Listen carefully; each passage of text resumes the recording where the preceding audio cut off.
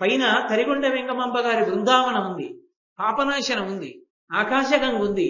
అలాంటి చోటికి వెళ్లి కూర్చుని విష్ణు సహస్రనామ స్తోత్ర పారాయణం చేశామనుకోండి, లలితా సహస్రనామ స్తోత్ర పారాయణం చేశామనుకోండి, మహాభారతం పట్టుకెళ్ళి ఆరణ్య పర్వంలో మార్కండేయ మహర్షి చెప్పిన విషయాలన్నీ ఒక్కసారి చదువుకున్నాం అనుకోండి, 1,000,000 మాటలు పారాయణ చేసిన పుణ్యం.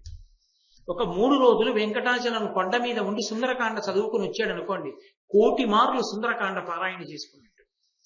అది దేశము కాలము వలన సంప్రాప్తమవుతాయి. అక్కడికి వెళ్ళి కూడా వేళపట్టున పడుకోవాలి, వేళపట్టున తినాలి. ఎక్కడైనా 1 గంట మిగిలితే షాపింగ్కి వెళ్ళిపోవాలి అంటే 1,000,000 మాటలు క్షేత్రంలో షాపింగ్ చేసిన ఫలితం వస్తుంది. ఏమిటి ఉపయోగం నీకు? దానికి ఏమైనా ఉపయోగం ఉందా? పెట్టినవాడు ఎందుకో పెట్టాడు, పెట్టించిన వాడు ఎందుకో పెట్టాడు, తెలియక నువ్వు తిరుగుతున్నావు. ఎందుకది? ఏమిటి ఉపయోగం? క్షేత్రానికి బొమ్మల కొట్లకి ఎందుకండి? ఏమిటి సంబంధం? ఎందుకు తిరగడం? ఎందుకు అసలు అక్కడ అవిందు? దాని బదులు శుభ్రంగా ఏ నామం చెప్పుకోవడానికి మంటపాలో ఉంటే చాలు. ఎక్కడికి ఎందుకు వెళ్ళామో దాన్ని అందుకు వినియోగించుకోమని కదా మనకి మహానుభావుడు వ్యాసవాక్కు. కాబట్టి ఆ దేశకాలములను వినియోగించుకోవడం వస్తే కారాగారాల్లో ఉండి తరించిన వాళ్ళు ఉన్నారు, అడవుల్లో ఉండి తరించిన వాళ్ళు ఉన్నారు, క్షేత్రవాసముల చేత తరించిన వాళ్ళు ఉన్నారు, సిద్ధభూముల చేత తరించిన వాళ్ళు ఉన్నారు. కాబట్టి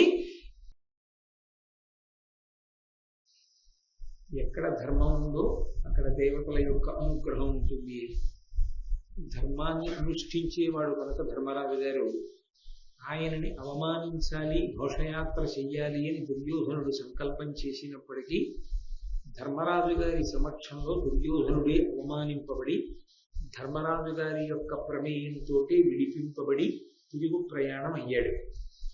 మళ్ళీ ఎంత పెద్ద సైన్యంతో వచ్చాడో ఆ సైన్యం అంతా చెల్లాచెదరైపోయి ఉంటే ఆ సైన్యాన్ని సమకూర్చుకుని హస్తినాపురం వైపుకి ప్రయాణం సాగిస్తున్నాడు.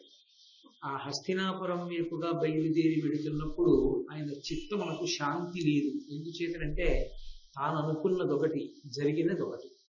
కాస్త సమతలంగా ఉండేటటువంటి ప్రదేశాన్ని ఒకటి చూసుకుని అక్కడ కొన్ని కుటీరములను నిర్మాణం చేసుకుని అందులో ఒక కుటీరం లోపలి భాగంలో ఉన్నటువంటి శయన మందిరంలో పడుకుని ఉన్నాడు. ఎవరికి దర్శనం ఇవ్వట్లేదు. ఈలోగా కర్ణుడు వచ్చాడు. వచ్చి ఎప్పటి కర్ణుడు? ఆ రోజున చిత్రసేనుడు చేసినటువంటి మాయాయుద్ధంలో తట్టుకోలేక రణభూమిని విడిచిపెట్టి వికర్ణుని యొక్క రథాన్ని నిరోహించి యుద్ధభూమిని విడిచిపెట్టి వెళ్ళిపోయినటువంటి కర్ణుడు మళ్ళీ తిరిగి దుర్యోధనుడు ఒక సమతల ప్రదేశంలో నిర్మించుకున్న కుటీరంలో లోపల ఉన్నటువంటి శయనాగారంలో పడుకున్న సందర్భంలో పునఃప్రవేశం చేశాడు. చేసి మహారాజు దగ్గరికి వెళ్ళి రాస సంబంధమైనటువంటి మర్యాదలు నిర్వర్తించి దుర్యోధనుడితో అంటున్నాడు. అంటే ఆయన ఉద్దేశం ఏమిటంటే మళ్ళీ తిరిగి వచ్చేస్తున్నాడు కాబట్టి అంత పరివారంతో తాను వచ్చేశాడు, కానీ వికర్ణుడి రథం మీద యుద్ధభూమిని విడిచిపెట్టి దుర్యోధనుడు తన తమ్ముళ్లతో కలిసి యుద్ధం చేసి గెలిచి తిరిగి వస్తున్నాడు అనుకుంటున్నాడు. అనుకుని వెళ్ళి అన్నాడు, మనుజవరేణ్య చూడ నతిమానుషమమ్మియి కయ్యమెందు కల్గుని పటు విక్రమాన్వితుల క్రోధ నిబద్ధుల కామరూపలంచనయగవచ్చునే ఖచర సింహుల నీరికి అట్టి వారి నేపున దునిమాడి గెలిచితి విభూతి ఎలర్పగ నీవు తమ్ములు. ఓ దుర్యోధన మహారాజా, ఎంత ఆశ్చర్యకరమైనటువంటి విశేషం! మనుజవరేణ్య, అందరిలోకి చాలా ఉత్తమమైనటువంటి వాడా, చూడ నతిమానుషమన్ని కయ్యమెందు కల్గుని. అసలు ఇలాంటి యుద్ధాన్ని ఎప్పుడైనా చూశామా? ఎంత గొప్ప యుద్ధం! ఆ చిత్రసేనుడు, ఆ గంధర్వులు అంతమంది కలిసి అన్ని రకాలుగా యుద్ధం చేశారు. పైగా వాళ్ళు పటు విక్రమాన్వితులు, విశేషమైనటువంటి విక్రమం ఉన్నవారు, దానికి తోడు క్రోధ నిబద్ధులు, విశేషమైన కోపం ఉన్నవారు, కామరూపులను, కావలసిన రూపాన్ని పొందగలిగినటువంటి సమర్థత కలిగిన వారు. అటువంటి లక్షణములు ఉన్నటువంటి ఆ గంధర్వ సైన్యాలన్నిటినీ కూడా ఖచరసింహులను, ఆకాశంలో తిరిగేటటువంటి లక్షణం ఉన్నవారు, అటువంటి వాళ్ళని నువ్వు నీ తమ్ముళ్ళు కలిసి ఓడించారయ్యా. ఎంత గొప్ప యుద్ధం, ఎంత గొప్ప విశేషం దుర్యోధన! అప్పుడు నీవు చూడగ అనంతములై ఖచరేంద్ర సైన్యముల్ కప్పే అనేక సాయక దికాయములను బడినన్ను నేను కుప్పలు కూలనేసి విపుకోటి వధించితి అంతలోన నన్నొప్పరికించి సైన్యతతి ఒక్కడనై రణభూమి నొచ్చితిన్. ఆయన అన్నాడు, నేను కూడా యుద్ధం చేశాను. అబ్బో ఎంతమందిని తెగటార్చాను గంధర్వుల్ని, చాలా మంది పడిపోయారు నా చేతిలో. కానీ కోట్లకి కోట్లుగా గంధర్వులు బయలుదేరి వచ్చేశారు. వచ్చేసి నా రథాన్నంతటినీ ముక్కలు చేసేశారు. అటువంటప్పుడు నాకు సహాయంగా మన సైన్యం కూడి రాలేదు, ఒక్కడినైపోయాను. చెయ్యగలిగినంత యుద్ధం చేశాను. ఇక రథం కూడా లేదు. అప్పుడు యుద్ధం చేయడం సాధ్యం కాదు కాబట్టి యుద్ధ భూమిని విడిచిపెట్టేసి వికర్ణుడి రథం ఎక్కి వెళ్ళిపోయాను. కాబట్టి నేను లేను అంటే దుర్యోధనుడు ఆలోచించాడు, ఓహో ఇతను యుద్ధ భూమిని విడిచిపెట్టి వెళ్ళిపోయాడు, ఇతను లేడు యుద్ధ భూమిలో. పైగా అనుకుంటున్నాడు, నేను నా తమ్ముళ్ళు గెలిచి తిరిగి వస్తున్నాం అనుకుంటున్నాడు. అనుకుని మాట్లాడుతున్నాడు, ఇతనికి అసలు రహస్యం తెలియదు అనుకుని. ఆయన అన్నాడు, కాదయ్యా నువ్వు అనుకున్నట్లు జరగలేదు, నేను కూడా యుద్ధానికి వెళ్ళాను నా తమ్ముళ్లతోటి సైన్యంతో. కానీ చిత్రసేనుడు అతని యొక్క బలగం ప్రదర్శించినటువంటి పరాక్రమ విశేషం ముందు మేము నిలబడలేకపోయాం. మమ్మల్ని ఓడించి బంధీకృతుల్ని చేసి నా భార్యలు కుమారులతో కలిపి ఆకాశ మార్గానికి ఎత్తుకుపోయి నన్ను ఇంద్రుడి దగ్గరికి తీసుకుపోతుంటే ధర్మరాజు గారి యొక్క ఆజ్ఞ అనుసరించి ఆ అర్జున భీమ నకుల సహదేవులు నలుగురు కూడా బయలుదేరి వచ్చి చాలా ఘోరమైనటువంటి యుద్ధం చేశారు గంధర్వులతోటి. ఆ చిత్రసేనుడు చేసినటువంటి మాయాయుద్ధంలో విడిచిపెట్టిన బాణ పరంపరలన్నిటినీ కూడా తన యొక్క బాణ శక్తి చేత అణిచి అర్జునుడు ఆ చిత్రసేనుడిని ఓడించి నన్ను తీసుకెళ్లి ధర్మరాజు గారి ముందు నిల్చోబెట్టారు. ధర్మరాజు గారు చేసినటువంటి ప్రార్థన వల్ల, మహానుభావుడైనటువంటి ధర్మరాజు అభ్యర్థించడం వల్ల నన్ను విడిచిపెట్టాడయ్యా గంధర్వుడు. ఆ తర్వాత నన్ను ఇంకెప్పుడు ఇటువంటి సాహస కృత్యాలు చెయ్యవద్దు, వెళ్ళిపో అని ధర్మరాజు ఆజ్ఞాపించి పంపించాడు. నేను తిరిగి వచ్చాను. నీతో నేను ఒక్క మాట చెప్పనా కర్ణ, నన్ను బంధీకృతుడిని చేసి చిత్రసేనుడు తీసుకుని వెళ్ళిపోతున్నప్పుడు అర్జునుడు వచ్చి చిత్రసేనుడిని ఓడించి ధర్మరాజు గారు ఇతన్ని తీసుకురమ్మంటున్నారు, ఇంద్రుడి దగ్గరికి తీసుకెళ్ళడానికి వీల్లేదు, ధర్మరాజు గారి దగ్గరికి తీసుకురండి అంటే అర్జునుడి చేతిలో ఓడిపోయిన చిత్రసేనుడు నన్ను ధర్మరాజు గారి దగ్గరికి తీసుకెళ్తున్నప్పుడు నా మనసులో కలిగిన భావం ఏమిటో నీకు చెప్తాను విను. కడు లజ్జయు దైన్యంబును నడరి ముసుగువడగా నాకు ఆత్మగతమునం బుడమి వివరంబు లేదే అడిగెదనన్నట్టిదయ్యా. అప్పుడు కర్ణ నాకు ఆ అర్జునుడు గెలిచి తీసుకెడుతున్నప్పుడు ఏమనిపించిందో తెలుసా? అయ్యయ్యో ఎంత సిగ్గుతో కూడుకున్న పని అయిపోయిందిరా, ఆఖరికి ఎవరి ముందు నేను అట్టహాసంగా ప్రవర్తించాలనుకున్నానో వాళ్లే నన్ను రక్షించి తీసుకెడుతున్నారు ధర్మరాజు దగ్గరికి అని సిగ్గులో నేను మునిగిపోయానయ్యా. మునిగిపోయి నాకు అప్పుడు ఏమనిపించిందంటే, ఎవరికీ కనపడకుండా దాక్కోవడానికి ఈ భూమిలో ఒక పెద్ద బెజ్జ ఉంటే ఎంత బాగుండేది, నేను అందులో దూరిపోయి ఉండేవాడిని అనిపించింది. అంత సిగ్గుపడిపోయాను.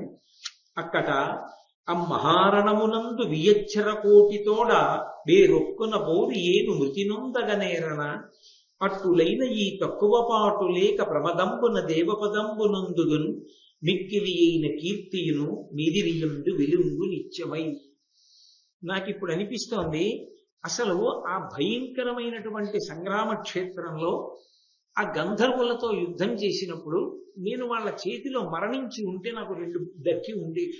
ఒకటి, యుద్ధం చేస్తూ చచ్చిపోయాను కాబట్టి వీరస్వర్గాన్ని అలంకరించి ఉండేవాడిని పాటికి. రెండు, అడ్డొచ్చిన గంధర్వులతో పోరాటం చేసి దుర్యోధనుడు మరణించాడనేటటువంటి కీర్తిని పొంది ఉండేవాడు. నాకిప్పుడు ఆ కీర్తి లేదు, వీరస్వర్గము లేదు. బతికున్నానో చచ్చిపోయానో నాకే తెలియదు. చచ్చి బతుకుతూ ధర్మరాజు చేత విడిపింపబడి తిరుగుతున్నాను.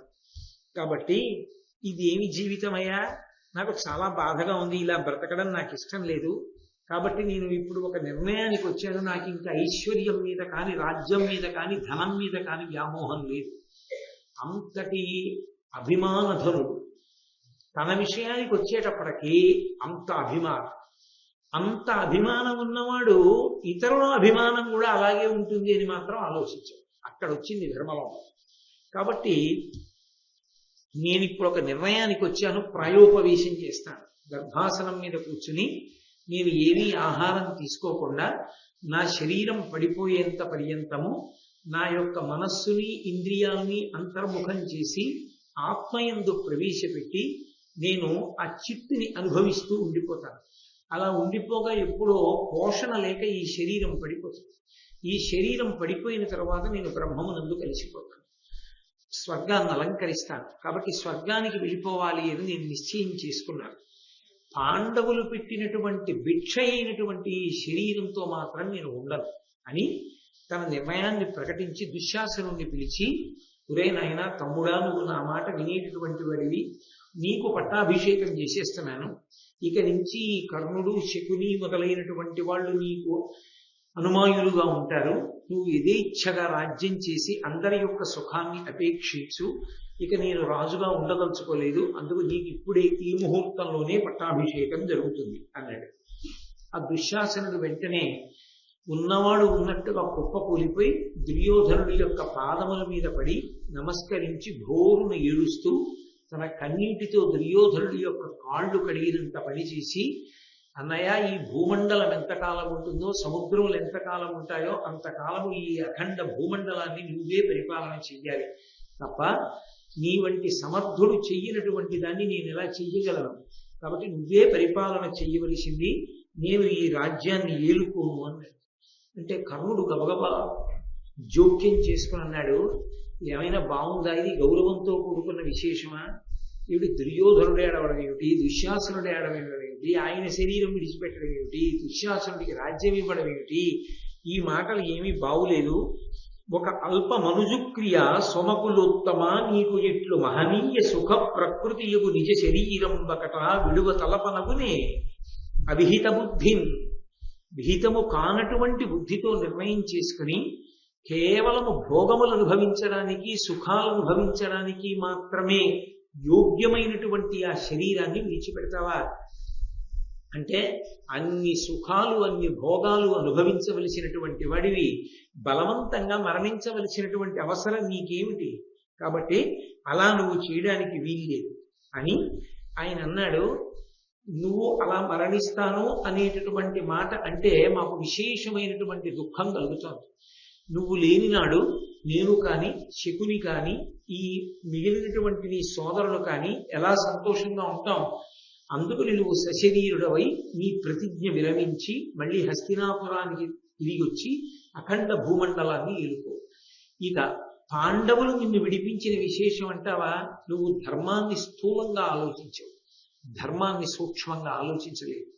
స్థూలంగా ఆలోచిస్తే ధర్మం ఒకలా కనపడుతుంది, సూక్ష్మంగా ఆలోచిస్తే ఒకలా కనపడుతుంది. అది కర్ణుడి యొక్క బుద్ధి. అంటే అందుకే లోకంలో సామాన్యుడు చెడిపోతే పర్వాలేదు, ఎందుకంటే అతను తప్పుగా వాదిస్తున్నాడని తెలిసిపోతుంది. పండితుడు చెడిపోతే చాలా ప్రమాదం. ఎందుకంటే ఆయన తన పాండితీ ప్రకర్షణ అంతటినీ కూడా తాను వాదించేదాన్ని నిరూపించడానికి ప్రయత్నం చేశాడనుకోండి, అది చూడ్డానికి నిజంగా సత్యంలా కనపడుతుంది. అందుకే జ్ఞాన కలునిలోని శారదయువులే అంటారు పోతన గారు భాగవతం చేస్తూ. జ్ఞాన కలుడికి శారదా కటాక్షం అబ్బితే వాడు శాస్త్ర పాండిత్యాన్ని ఎంత వక్రంగా ప్రమాణంగా చూపించి తన కార్యాల్ని నిర్వహించుకోవడానికి స్వార్థంతో ప్రవర్తిస్తాడో అలా కర్ణుడు కూడా ధర్మ సూక్ష్మాన్ని వక్రంగా అన్వయం చేసి మాట్లాడాడు. ఆయన అన్నాడు, పాండవులు నిన్ను విడిపించారని కదూ నువ్వు బాధపడి శరీరం విడిచిపెడతానంటున్నావు. నేను నీతో 2 విషయాలు చెప్తాను చూడు. పాండవులు ఎవరు? నీ రాజ్యంలో పౌరులు. ఎందుకంటే వాళ్ళు ఇప్పుడు రాజ్యం లేదు వాళ్ళకి. వాళ్ళు నీ రాజ్యంలో పౌరులుగా ఉన్నారు. పైగా నువ్వు పరమధర్మమూర్తివి కనుక ఎంతో అద్భుతంగా రాజ్యాన్ని పరిపాలన చేస్తూ సమర్థుడవై ఉన్నావు కనుక అరణ్యంలో కూడా శాంతి భద్రతలు ఉన్నాయి. కాబట్టి పరమ ప్రశాంతంగా అరణ్యవాసం చేయగలుగుతుంది. అలా అరణ్యవాసం చేస్తున్నటువంటి పౌరుల యొక్క ప్రథమ కర్తవ్యం ఏమిటి? ప్రభువుకి ఆపద వచ్చినప్పుడు ఆదుకోవాలి. అందుకని వాళ్ళు పౌరులుగా ఏం చేశారు? వాళ్ళ కర్తవ్యాన్ని వాళ్ళు నిర్వహించారు, రాజును ఆదుకోవాలి కనుక. కాబట్టి ఇప్పుడు వాళ్ళు నీకు చేసిన ఉపకారం ఏమీ లేదు, వాళ్ళ కర్తవ్యం వాళ్ళు చేశారు. కాబట్టి వాళ్ళేదో చేస్తే నువ్వు బతికానంటావేంటి?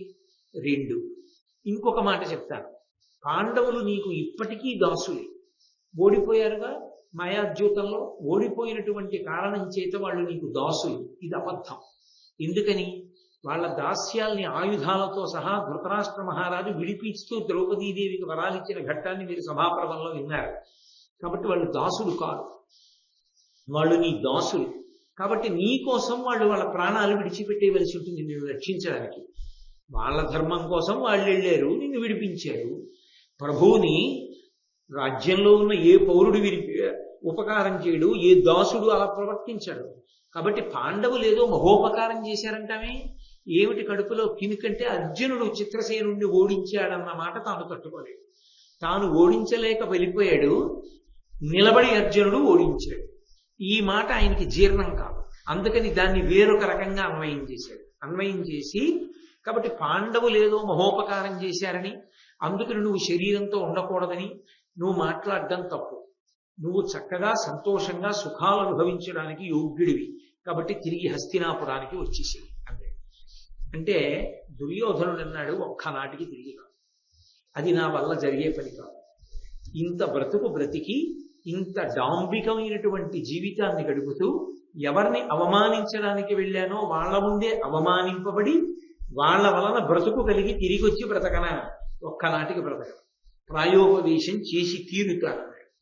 అప్పుడు శకుని జోక్యం చేసుకుని అన్నాడు, నాకు ఈ కర్ణుడు చెప్పినటువంటి మాటలో ఏమీ అబద్ధం కనపట్టలేదు, యథార్థమే మాట్లాడాడు. దానికి తోడు నేను ఒకటి చెప్తాను చూడు. కడగి బుద్ధిబలంబునంద అకంటకంబుగ చేసి నే పుడమి రాజ్యము సర్వమంతగా బుచ్చి ఇచ్చిన ఇమ్ములను పుడవక నేరక దీని నిచ్చట కూలదన్ని శరీరమున్ విడుతుగాకని నిశ్చయించెద వెర్రివైతే నరేశ్వర. ఏమిటి దుర్యోధన నీ వెర్రి? నేను రాజ్యం చెయ్యను, శరీరం వదిలిపెట్టేస్తాను, రాజ్యం అంతా దుశ్శాసనుడికి ఇస్తాను, పోతే పోనీ పాండవులకి అంటావేమిటి? నీదా ఈ రాజ్యం? నువ్వు గెలుచుకున్నావా? నువ్వేమైనా యుద్ధం చేసావా? పాండవుల్ని ఓడించి నువ్వు సంపాదించలేదు రాజ్యాన్ని. అఖండ భూమండలం పాండవులు. వాళ్ళని బుద్ధి బలంతో ఓడించాను, భుజబలంతో నువ్వు ఓడించలేదు. నువ్వు యుద్ధంలో పాండవుల్ని ఓడించి భూమిని అంతటినీ ఆక్రమించి ఉంటే నీ ఇష్టం. వాళ్ళ చేతుల్లో నేను రక్షింపబడ్డాను కాబట్టి నీ శరీరం వదిలేస్తాను, ఈ భూమండలాన్ని వదిలేస్తాననొచ్చు. ఈ భూమండలం నువ్వు గెలిస్తే వచ్చింది కాదు, నా బుద్ధి బలంతో గెలిచి నీకు ఇచ్చాను. కపట ద్యూతంలో గెలిచాను. కాబట్టి మోసం చేసి నేను సంపాదించిన భూమిని నీ ఇష్టం వచ్చినట్టు ధారాదత్తం చేయడానికి నీకు హక్కు లేదు. నువ్వెవరివి దుశ్శాసనుడికి ఇవ్వడానికి? దుశ్శాసనుడికి ఇమ్మని నేను గెలవలేదు, నువ్వు పరిపాలన చెయ్యాలని గెలిచాను. కాబట్టి ఈ రాజ్యానికి అంతటికీ నువ్వే పరిపాలకుడు. కాదంటావా? ఒక్క మట్టి మాత్రం మంచి మాట వింటాడు. కాదంటావా? పాండవులు నన్ను గెలిపించారంటావా? పాండవులు గంధర్వుల్ని గెలిచి నన్ను విడిపించారంటావా? కృతజ్ఞతాబుద్ధిగా మార్చుకో. నేను వాళ్ళకి కృతజ్ఞుడనై ఉండాలి కదా, వాళ్ళు నాకు ఉపకారం చేశారు కదా అన్న భావన నీ ఎందు నిజంగా పాదుకున్నది నిజమైతే నువ్వు వేరొక పని చెయ్యాలి. కానీ నువ్వు ఏ పని కృతజ్ఞతతో చెయ్యాలో దాన్ని చెయ్యట్లేదు. పాండవులన్నప్పుడు మర్యాదతో గౌరవించాలి, ఆ పని చేయట్లేదు. పోనీ వాళ్ళని గౌరవించట్లేదు కదా అని కాలం కర్మం కలిసి వచ్చే వరకు ఆగుతావా? ఆగట్లేదు. మధ్యలో ఏదో నీ సొత్తు అయినట్టు రాజ్యాన్ని దుశ్శాసనుడికి ఇచ్చి శరీరం విడిచిపెడతానంటానంటే, ఇలాంటి వెర్రి ఆలోచనలు నీకు రావడానికి నీకేం పిచ్చెక్కిందా అని అడిగాడు. వెర్రివైతివా? నీకు పిచ్చెక్కిందా? నీకు ఇలాంటి ఆలోచనలు రావడానికి నాకు 2 కారణాలు కనపడుతున్నాయి. ఒకటి పిరికితనము, ఏమరుటయు, ఉరువతనము, మెత్తబాటును, కావ్యంబునె తెరంగు నీరిమియు, విషయంబుల కూరుటయును కలుగు పతికి ఉండదు సిరి తొలగిపో. ఓ మహారాజా, మతిమరుపు ఎక్కువైపోవడం, తాను ఏం చెయ్యాలనుకున్నాడో ఏం చేద్దామనుకుంటున్నాడో ఈ విషయాలు సరిగ్గా జ్ఞాపకంలో ఉండకపోవడం, ధారణాశక్తి నశించినటువంటి కారణం చేత, మనసు చాలా పిరికితనాన్ని పొందేసినటువంటి కారణం చేత, రెండవది ప్రమత్తత అంటే నన్ను ఎవడేం చేయగలడు అని నిర్లక్ష్య భావనతో ప్రవర్తించి అసలు జాగ్రత్తగా ఉండడం, పరాకుగా ఆలోచించడం అనేటటువంటివి మనిషి యొక్క స్వభావంలో పోవడం చేత, మనస్సులో వికారాలు జనించడం చేత, ఇంద్రియ సుఖాలకి అలవాటు పడిపోయి ఆలోచనలు చచ్చిపోవడం చేత పెద్దల దగ్గర విషయాల్ని వినడం అనేటటువంటిది అలవాటు లేకుండా తనకి తానే నిర్ణయాలు చేసుకోవడం అలవాటు పడిపోయిన కారణం చేత ఇలాంటి ఆలోచనలు వస్తాయి. కాబట్టి నువ్వు ఈ పై వికారాలలో ఏదో ఒక వికారాన్ని పొంది నిర్ణయం చేసుకున్నావని నేను అనుకుంటున్నాను. కౌరవనాథ, నీకు ఉపకారము చేసిరి పాండవేయుల వీరులయందు నెయ్యమును వేట్యయు నొప్పగా నీవభీష్ట సత్కారము చేత యుక్తముగాక ప్రియంపడనర్థమైనచో దారుణ శోకవహ్ని పరితాపము బొందుట ఇప్పుడు ధర్మమే. ఓయ్ పిచ్చివాడా, ఇప్పుడు పరితాపం పడి ఇప్పుడు శోకం పొందితే వచ్చినటువంటి ఉపయోగం ఏమిటి? పాండవులు మహావీరులు, గంధర్వుల్ని గెలిచారు, చిత్రసేనుణ్ణి ఓడించారు. ఈ విషయం నీకు తెలీదా? పాండవులు అలా గెలవగలరు, వాళ్ళ దగ్గర అస్త్ర సంపద ఉన్నది. ఆ విషయం నీకు ఇప్పుడే ఎలా తెలిసింది? ఇంతకు ముందు తెలీదా? ఇంతకు ముందు మీ నాన్న కూడా చెప్పాడుగా, అర్జునుడు చాలా గొప్పవాడిని బయలుదేరేటప్పుడు. మరి అర్జునుడు ఒకవేళ గంధర్వుల జోలికి వెళ్లకుండా మన జోలికి వచ్చినా మన పరిస్థితి ఇంతే కదా అప్పుడు. మరి పాండవుల యొక్క పరాక్రమం ఏమిటో నీకు ఇంతకు ముందు కూడా తెలుసు. ఇంతకు ముందు కూడా తెలిసినప్పుడు తెలియనట్టు ఇప్పుడే తెలిసి వచ్చినట్టు, నువ్వు ఓడిపోయిన వాళ్ళని వాళ్ళు గెలవగలరన్నట్టు, వాళ్ళు గెలవడం నిన్ను విడిపించడం నీకు బాధ అయినట్టు, అది నీకు ఇప్పుడే తెలిసినట్టు. ఇంతకు ముందు నీకు వాళ్ళ పౌరుష పరాక్రమాలు తెలియనట్టు ఇప్పుడు ఏడుస్తావే? ఆ బుద్ధి ముందు ఉండాలి బయలుదేరే ముందు. వాళ్ళ గురించి తెలుసు కాబట్టి ఎందుకు వాళ్ళ జోలి అని నువ్వు ఊరుకుని ఉండవలసి. నువ్వు అలా అనుకోలేదుగా. నన్నేం చేస్తారు, వాళ్ళు సత్యానికి కట్టుబడ్డారు, మా జోలికి రారని నేనంటే నువ్వు సయ్యన్నావు. ఇంకొకలా వచ్చింది ప్రమాదం. అప్పుడు వాళ్ళ పరాక్రమం అంతేగా. కాబట్టి ముందు మనకేం తెలుసో ఇప్పుడు అదే తెలిసింది. ఇప్పుడు కొత్తగా రాజ్యం వదిలేయడం ఎందుకు దానికి? ఇప్పుడు కొత్తగా ఏదైనా తెలిస్తే అయ్యో నాకు తెలియలేదు, ఇప్పుడు తెలిసింది, దానివల్ల భంగపాటు పొందాను అనాలి. నీ భంగపాటుకి కారణం ఏమిటో నీకు ముందే తెలుసు. పాండవులు ఉన్నారు, వాళ్ళది విశేషమైన పరాక్రమం అని తెలుసు. తెలిసిన్న వాడివి వాళ్ళు ఉన్న చోలికి వెళ్ళారు. వాళ్ళు పరాక్రమవంతులని నిరూపణం అయింది. మనకి తెలిసిన్నదే జరిగింది. ఇప్పుడు ఏదో కొత్తగా తెలుసుకున్నట్టు బయలుదేరే ఏమిటో, నేను శరీరం వదిలిపెట్టేస్తాను, రాజ్యం దుశ్శాసనుడికి ఇస్తానంటావేమిటి? కాబట్టి నీకేదో వికారం పుట్టింది అనుకుంటున్నాడు. నువ్వు సరిగా అసలు ఆలోచించడంలో తప్పు. కృతముదలంచి చిత్తమున కిల్బిషమంతయునుజ్జగించి సన్మతుల పృధాతనూజుల అమానుష తేజుల పిల్వపంచి తత్పితృధనమైన రాజ్యమున భీష్టముగాతగ నిమ్ము నీకు ఈ క్షితివలయంబునన్ పరమకీర్తియు పుణ్యము కల్గు భూవరా.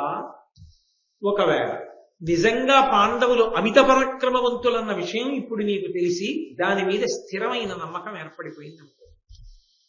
పాండవులు దుర్నిరీక్షులు, వాళ్ళని గెలవలేం. మనం ఎవరి చేతిలో ఓడిపోయామో వాళ్ళని పాండవులు గెలిచారు, కాబట్టి మనం గెలవలేం. ఆ విషయం తెలిసిపోయిందిగా. పాండవుల్ని నువ్వు గెలవగలిగిన వాడివైతే నువ్వు కూడా గంధర్వుల్ని గెలవాలి. నువ్వు గెలవలేకపోయావు, పాండవులు గెలిచారు, అంటే పాండవులతో యుద్ధం నువ్వు చేయలేదు, తెలిసిపోయింది. పైగా నిన్ను పాండవులు గెలవగలరు.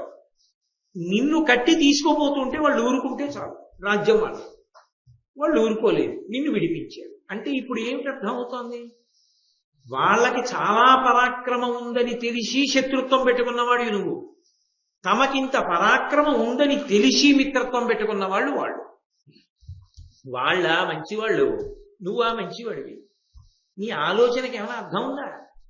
వాళ్ళు అంత పరాక్రమంతో ఉండి నీకు ఉపకారం చేశారంటే మిత్రత్వం కోరుకుంటున్నారా, బంధుత్వాన్ని కోరుకుంటున్నారు. కాబట్టి దాన్ని నిలబెడితే ఇక యుద్ధం లేదు. కాబట్టి ఒక పని చేయి, నువ్వు కొత్తగా ఏమి ఇవ్వకు, వాళ్ళని పిలిచి వాళ్ళకి పాండురాజు వైపు నుంచి పితృధనంగా వాళ్ళకి అందవలసిన రాజ్యభాగం ఏదుందో ఆ భాగం ఇచ్చేయి. వాళ్ళు నీకు ఉపకారం చేశారు, నువ్వు వాళ్ళకు ఉపకారం చేయి. పరమ ప్రేమతో ఉంటారు. వాళ్ళు నీ జోలికి రారు, నువ్వు వాళ్ళ జోలికి వెళ్ళావు, ఇంక ఇబ్బంది ఎందుకు? శకుని ఇప్పుడు ఈ మాటలు ఎందుకు చెప్తున్నాడో తెలుసా అండి? దీని వెనక ఒక పెద్ద మర్మం ఉంది. ఎందుకు ఈ మాట చెప్తున్నాడంటే, పూర్వం అయితే ఇలా చెప్పడం.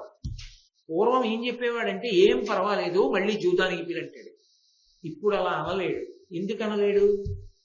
ఆరణ్యకాండలోనే నలదమయంతుల వృత్తాంతం చెప్పినప్పుడు అశ్వహృదయాన్ని మహర్షి ఉపదేశం చేసేశారు ధర్మరాజుకి. ఇక ధర్మరాజును ఓడించలేడు మాయాజూతంలో. ఎందుకంటే ఆయనకి ఆ విద్య సాత్వికంగా వశమైపోయింది. ఇప్పుడు ఆయన్ని ఓడించడం కుదరదు మాయాజూతంలో.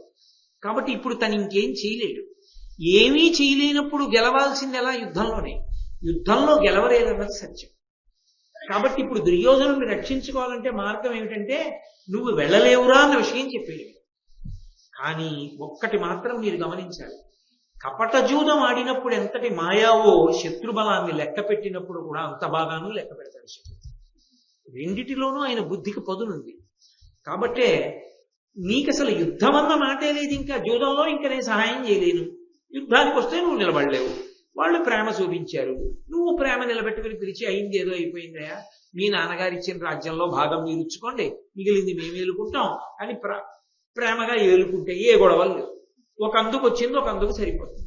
బతికున్న నాడు సంతోషంగా ఉంటాం. అలా చెయ్యి. దానివల్ల నీకు భూమండలంలో 2 వస్తాయి.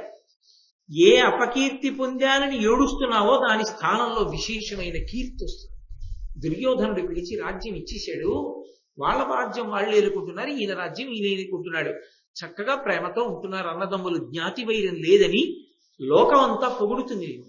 కాబట్టి అపారమైనటువంటి కీర్తి కలుగుతుంది.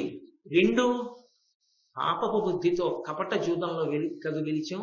నాకు తెలిసి ఆ విషయం ఎవడో ఆడితే వేరు, నేనేగా ఆడింది. కపట జూదంలో గెలిచి 12 ఏళ్ల నుంచి కష్టపడుతున్నాం. ఈ పాపం మన్ని కట్టి కొడపదు, అందుకే ఇలా కట్టి కొడిపింది. ఇప్పటికైనా ఇంకొదిలేదు. వదిలేస్తే పుణ్యం కలుగుతుంది. వాళ్ళ ధర్మంలో ఉన్న వాళ్ళని తీసుకొచ్చి వాళ్ళ రాజ్యం వాళ్ళకి ఇచ్చేస్తే మనకు పుణ్యం, పురుషార్థం. కాబట్టి 2 దక్కుతాయి మహారాజా. కాబట్టి వాళ్ళని పిలిచి రాజ్యం ఇచ్చేయి, వాళ్ళతో స్నేహం చేసుకో, సంతోషంగా ఉంటాం అంటే విన్నాడు. విని అది చేస్తాడు ఆ దుర్యోధనుడు. ఒక్కనాటికి ఇవ్వలేడు. పాండవుల్ని పిలిచి పాండవులకి రాజ్యం ఇచ్చి తాను సగరాజ్యాన్ని పుచ్చుకొని రాజ్య పరిపాలన చేస్తూ పాండవులతో క్షేమంగా ఉంటాడా? ఉండలేడు, ఉండకూడదు కూడా. ఎందుకు ఉండకూడదో తెలుసా? ఈ అభిమానమే పరమేశ్వరుడికి పెద్ద ఆస్తి. ఈ అభిమానధనం లేదనుకోండి, అవసరానికి ఎంత నీచానికైనా దిగజారిపోయే లక్షణం కూడా దుర్యోధనుడికి ఉందనుకోండి, ధృతరాష్ట్రుడిలాగా ఉంటే వెంటనే పాండవుల్ని పిలిచి అర్ధరాజ్యం ఇచ్చేసి ఆ తర్వాత ఏదో గొడవ పడదాం అనుకున్నాడు అనుకోండి, లేదా పోన్లేరా వాళ్ళంతా మంచి వాళ్ళని వాళ్ళతో స్నేహం చేసుకున్నాడు అనుకోండి, ఇక దుష్ట సంహారం ఎలా జరుగుతుంది? జరగదు భూమి మీద. వీడికి అభిమానం ఉండడమే, రాజ్యం ఇవ్వకపోవడమే చెడ్డవాళ్ళందరూ కట్టి ఓ పక్కకి తేలిపోయారు. నలకలన్నీ నీళ్లలో పైకి తేలినట్టు చెడ్డవాళ్ళందరూ తేలి కురుక్షేత్రంలో ఓ పక్కకి వెళ్ళారు, మంచి వాళ్ళందరూ ఓ పక్కకి వెళ్ళారు. ఏ పక్కన కృష్ణుడు నిలబడాలో కృష్ణుడికి తెలిసిపోయింది, అందంగా తెలిసిపోయింది. అటువైపు కొంతమంది మంచివాళ్ళు, ఇటువైపు కొంతమంది మంచివాళ్ళు. ఈ గొడవ లేదు, 2 కింద వాళ్లే చీలిపోయారు. కాబట్టి ఆయన అన్నాడు, మీ ఎవ్వరి మాట వినను, మీరందరూ బయటికి వెళ్ళిపోండి. తలుపులు బిడాయించుకుని లోపల కూర్చుని స్నానం చేసి సాయంకాల సమయంలో చేయవలసినటువంటి సంధ్యావందనాది కృత్యములన్నింటినీ పూర్తి చేసి ఇంద్రియములన్నింటినీ కూడా నిగ్రహించి వెనక్కి తీశాడు యోగ విద్య చేత. ఆ ఇంద్రియ శక్తులన్నింటినీ కూడా వెనక్కి తీసేసి మనసులో ప్రవేశపెట్టి ఆ మనసుని తీసుకెళ్లి ఆత్మయందు లయం చేసి ప్రాణములను ఊర్ధ్వముఖంగా చలనం చేసి మనసుని స్థిరంగా నిలబెట్టి జ్యోతిస్వరూపమైనటువంటి పరబ్రహ్మమునందు ఆనందం అనుభవిస్తున్నాడు. శరీరాన్ని విడిచిపెట్టేద్దాం, స్వర్గలోకానికి వెళ్ళిపోదాం. అలా వెళ్ళిపోతున్నటువంటి సమయంలో ఒక ఆశ్చర్యకరమైనటువంటి సంఘటన జరిగింది. పాతాళ లోకంలో అకస్మాత్తుగా రాక్షసులందరూ సమావేశమై మనం దుష్టులం, మనందరికీ నాయకుడైన పరమదుష్టుడు దుర్యోధనుడు, వాడు శరీరాన్ని విడిచిపెట్టేస్తున్నాడు. విడిచిపెట్టేస్తే రేపొద్దున ధర్మాత్మలతో యుద్ధానికి కారణాలు ఎక్కడి నుంచి దొరుకుతాయి మనకి? కాబట్టి వాళ్ళేం చేశారంటే ఆ రాక్షసులందరూ ఆ సమయమున మున్నమరేంద్ర విజితులై అహిలోకమనున్న అసురవరులు ధృతరాష్ట్రనందను తెగువ ఎరింగి ఆత్మీయ పక్షక్షయ స్థితికి వగచి అతని పిలిపింప అప్పుడు శుక్రాదులైన భూసుర సమూహముల చేత వేల్మి పెట్టించిన వేగంబ ఒక కృత్య విలువడి భీషణ వికృతమూర్తి ఏమి పనులు కలిగి నిరింగింపుడినిన వారచటికిప్పుడు కౌరవేంద్రు అనఘు ఉజ్వలాంగు ఆ సుయోధను తెమ్ము ప్రాయోపవేశ వృత్తి నున్నవాని. ఆ రాక్షసులందరూ కూడా పాతాళ లోకంలో సమావేశమై తొందరగా మనం దుర్యోధనుడిని రక్షించకపోతే ప్రాణములను విడిచిపెట్టేస్తాడు యోగ విద్యలో. విడిచిపెట్టి స్వర్గానికి వెళ్ళిపోతే రాక్షసులకు తగిన నాయకత్వం ఉండదు. అందుకని మనందరం దుర్యోధనుడిని రక్షించాలి అని నిర్ణయం చేసుకుని శుక్రాచార్యుల వారిని ఇతర బ్రాహ్మణోత్తముల్ని పిలిచారు. పిలిచి చాలా త్వరగా అగ్నిహోత్రాన్ని రగల్చి అందులో హవిస్సిచ్చి ఒక కృత్యని సృష్టించమన్నారు. బలిష్టమైన కృత్య అంటే మాట వినేటటువంటి ఒక వశవర్తి అయినటువంటి ఒక శక్తి స్వరూపం. అది పాతక కృత్యాలుగా ఉపయోగింపబడితే కృత్య అంటారు. కాబట్టి ఆ కృత్యని సృష్టించాడు శుక్రాచార్యుల వారు బ్రాహ్మణులతో కలిసి. ఆ కృత్య అగ్నికుండంలోంచి పైకి వచ్చింది. ఏమి ఆజ్ఞ, ఏం చేయమంటారని అడిగింది. వెంటనే వాళ్ళు అన్నారు, భూలోకంలో హస్తినాపురానికి అరణ్యానికి ద్వైతవనానికి మధ్యలో ఉన్నటువంటి ఒక సమతల ప్రదేశంలో ఉన్న శిబిరంలో దుర్యోధనుడు ప్రాయోపవేశం చేసి ఉన్నాడు. ప్రాణములను విడిచిపెట్టేసేటట్టుగా ఉన్నాడు. అతనికి కూడా బాహ్య స్మృతికి తెలియకుండా ఉన్నవాణ్ణి ఉన్నట్టుగా ఎత్తి పాతాళ లోకానికి తెచ్చేయాడు. ఇది కనురెప్ప వేసి తీసే లోపల అయిపోవాలి. అంత తొందరగా తీసుకురమ్మన్నారు. ఆ కృత్య యొక్క శక్తి అటువంటిది. వెంటనే ఆ కృత్య భూమండలానికి వచ్చి ప్రాయోపవేశం చేసి సమాధివిష్టుడై కూర్చున్నటువంటి దుర్యోధనుణ్ణి కదిపి ఎత్తుకుని పాతాళ లోకానికి తీసుకెళ్ళి ఆ రాక్షసుల మధ్య కూర్చోబెడితే ఆ దుర్యోధనుడికి ఆ రాక్షసులు చేసినటువంటి ఆ మంత్ర ప్రయోగము వలన తెలియొచ్చింది. బహిర్ముఖుడయ్యాడు.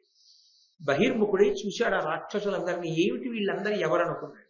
వాళ్ళన్నారు, మాకు రాక్షసులకి సరి అయిన నాయకత్వం లేదు, అందుకని దేవతలు మమ్మల్ని ఓడిస్తున్నారు.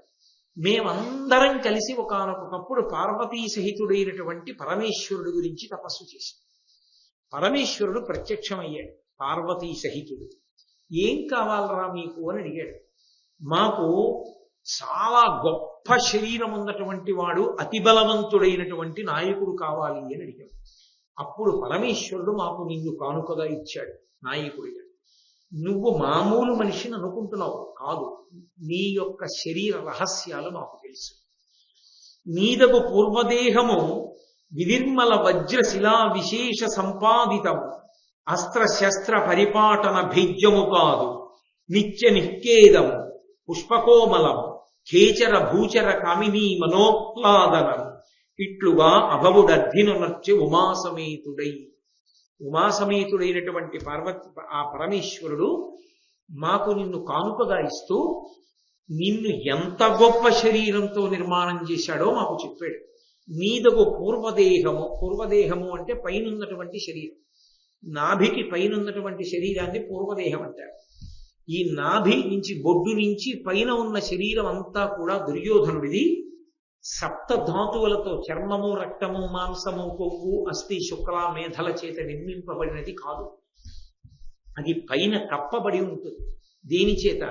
వినిర్మల వజ్రశిలా విశేష సంపాదితము, స్వచ్ఛమైనటువంటి అత్యంత విలువైనటువంటి వజ్రముల యొక్క పొర చేత కప్పబడి ఉంటుంది నాభి వరకు. అందుకని ఆ కారణం చేత ఎంత గొప్ప అస్త్రాన్ని ప్రయోగించినా, ఎటువంటి శస్త్రంతో ఆయన మీద ప్రయోగం చేసినా, అస్త్రంతో కొట్టడం, శస్త్రాన్ని ప్రయోగించడం. అస్త్రం అంటే చేతిలో పట్టుకునేది, కత్తి, గొడలి, గుణపం ఇలాంటివి. వాటితో కొట్టినా, ఆయన మీదకి అస్త్రాన్ని ప్రయోగం చేసినా ఆయన మరణించాడు. కారణం ఏమంటే సహజంగా గుండెల మీద కొడతారు కాబట్టి ఈ పైకి ఉన్నటువంటి శరీరానికి తగిలినా ఆయన పడడం. అందుకే ఏ పరమేశ్వరుడు ఈ వరం ఇచ్చాడో ఆ వరం ఇచ్చిన పరమేశ్వరుడే ఇతను చేస్తున్నటువంటి ధూర్త పనులు చూసి, ఇతను ధర్మం తప్పిపోవడాన్ని చూసి, ధర్మానికి విఘాతాన్ని కల్పించడం చూసి చేయరాని పని చేయించి భీముడి చేత ప్రతిజ్ఞ చేయించాడు. ఎందుకని అంటే గదాయుద్ధంలో ఈ నాభికి కిందకి కొట్టకూడదు. నాభికి కిందకి కొడితే అది అధర్మయుద్ధం. భీముడు నిజంగా కురుక్షేత్ర సంగ్రామంలో దుర్యోధనుడి యొక్క తొడలు తన గదాదండంతో విరిచేస్తే అది అధర్మయుద్ధం. కానీ తొడలే విరగొడతానని ప్రతిజ్ఞ భీముడు చేయడానికి ఒక బలమైన కారణం ఉంది. ఏమిటి ఆ కారణం? మీరు సభాపర్వంలో విన్నారు. దుర్యోధనుడు తన తొడ నిండు సభామంటపంలో బట్ట పైకి తీసి చరిచి ద్రౌపదీదేవిని పిలిచి కూర్చోమన్నాడు తొడ మీద. ఇంతమంది చూస్తూ ఉండగా ద్రౌపదీదేవిని పిలిచి తొడ మీద కూర్చోమ్మని తొడ మీద కొట్టి సంజ్ఞ చేశావు. సభ యందు తొడ మీద చరచకూడదు పురుషుడు, అసలు చప్పుడు రాకూడదు. సభా గౌరవం అన్న మాటకు అర్థం ఏంటంటే అందరూ పురుషులే ఉంటే పర్వాలేదు, పులకాంత ఇల్లాలైనటువంటి స్త్రీ ఒక్కతైనా సరే సభలో ఉంటే లేదా వాళ్ళు ఉండగా మాట్లాడుతుంటే పురుషుడి తొడ మీద చెయ్యి వేసిన శబ్దం వినపడదు. అలా ఎవరైనా తొడ మీద చెయ్యి వేసి శబ్దం చేస్తే వాడు హీనాతిహీనుడు అని గుర్తు, వాడు సంస్కార రహితుడు, వాడికి ఏమీ తెలియదు అని గుర్తు. అంత పెద్ద సభలో భీష్మ ద్రోణాది మహాపురుషులున్న సభలో తనకి తల్లితో సమానమైనటువంటి ద్రౌపదీదేవిని తొడచరిచి బంధకి, ఈమె పతివ్రత ఏమిటి, 5గురికి ఇల్లాలు కాబట్టి ఎంతమందికైనా ఇల్లాలి అని ఆమెని చాలా తక్కువ స్థాయిలో ఊహ చేసి తొడ మీద చప్పుడు చేసి కొట్టి వచ్చి కూర్చోమన్నాడు. ఇది పరమదోషం గనక ఏ తొడ చప్పుడు చేశాడో ఆ తొడలు విరిచేస్తానని ప్రతిజ్ఞ చేశాడు. ఇప్పుడు సుక్షత్రియుడైన భీముడు ఆయన తొడలు విరగ్గొడితే ఆయనకి దోషం రాలేదు. అందుకే పరమేశ్వరుడు ఎందుకైనా మంచిదని పూర్వదేహాన్ని వజ్ర నిర్మితం చేశాడు. నాభి పైభాగం అంతా వజ్ర సదృశం కాబట్టి దాని మీద ఏది పెట్టి కొట్టినా ఆయన చావడు. కానీ తొడ కింద కొడితే మాత్రం పడిపోతాడు. తొడల మీద కొట్టడానికి భీముడు ప్రతిజ్ఞ చేశాడు. ప్రతిజ్ఞ చేశాడు కాబట్టి దుర్యోధనుడు మరణించాడు. ఆ ప్రతిజ్ఞ చేసేటట్టుగా కర్మ తెచ్చుకున్నవాడు దుర్యోధనుడే. ఆయన అధర్మమే ఆయన్ని కట్టి కుడిపింది. అందుకని నీకు తెలియదురా నాయన, నీ శరీరం నీతకు పూర్వదేహము వినిర్మల వజ్రశిలా విశేష సంపాదితం అస్త్రశస్త్ర పరిపాటన భేజ్యము కావు. అది అస్త్రముల చేత శస్త్రముల చేత భేదింపబడదు. నిత్య నిఖేదము, అది ఆనంద తన్మయత్వంలో ఉంటుంది ఆ శరీరం. అది రోగాలు రొచ్చులు వాటితో బాధపడే శరీరం కాదు. పరమ ఆనంద తన్మయత్వానికి యోగ్యమైనది, పుష్ప కోమలము. అలాగని అది ముట్టుకున్నప్పుడు కఠినంగా కనపడదు. పువ్వు ఎంత కోమలంగా ఉంటుందో అంత కోమలంగా ఉంటుంది శరీరం.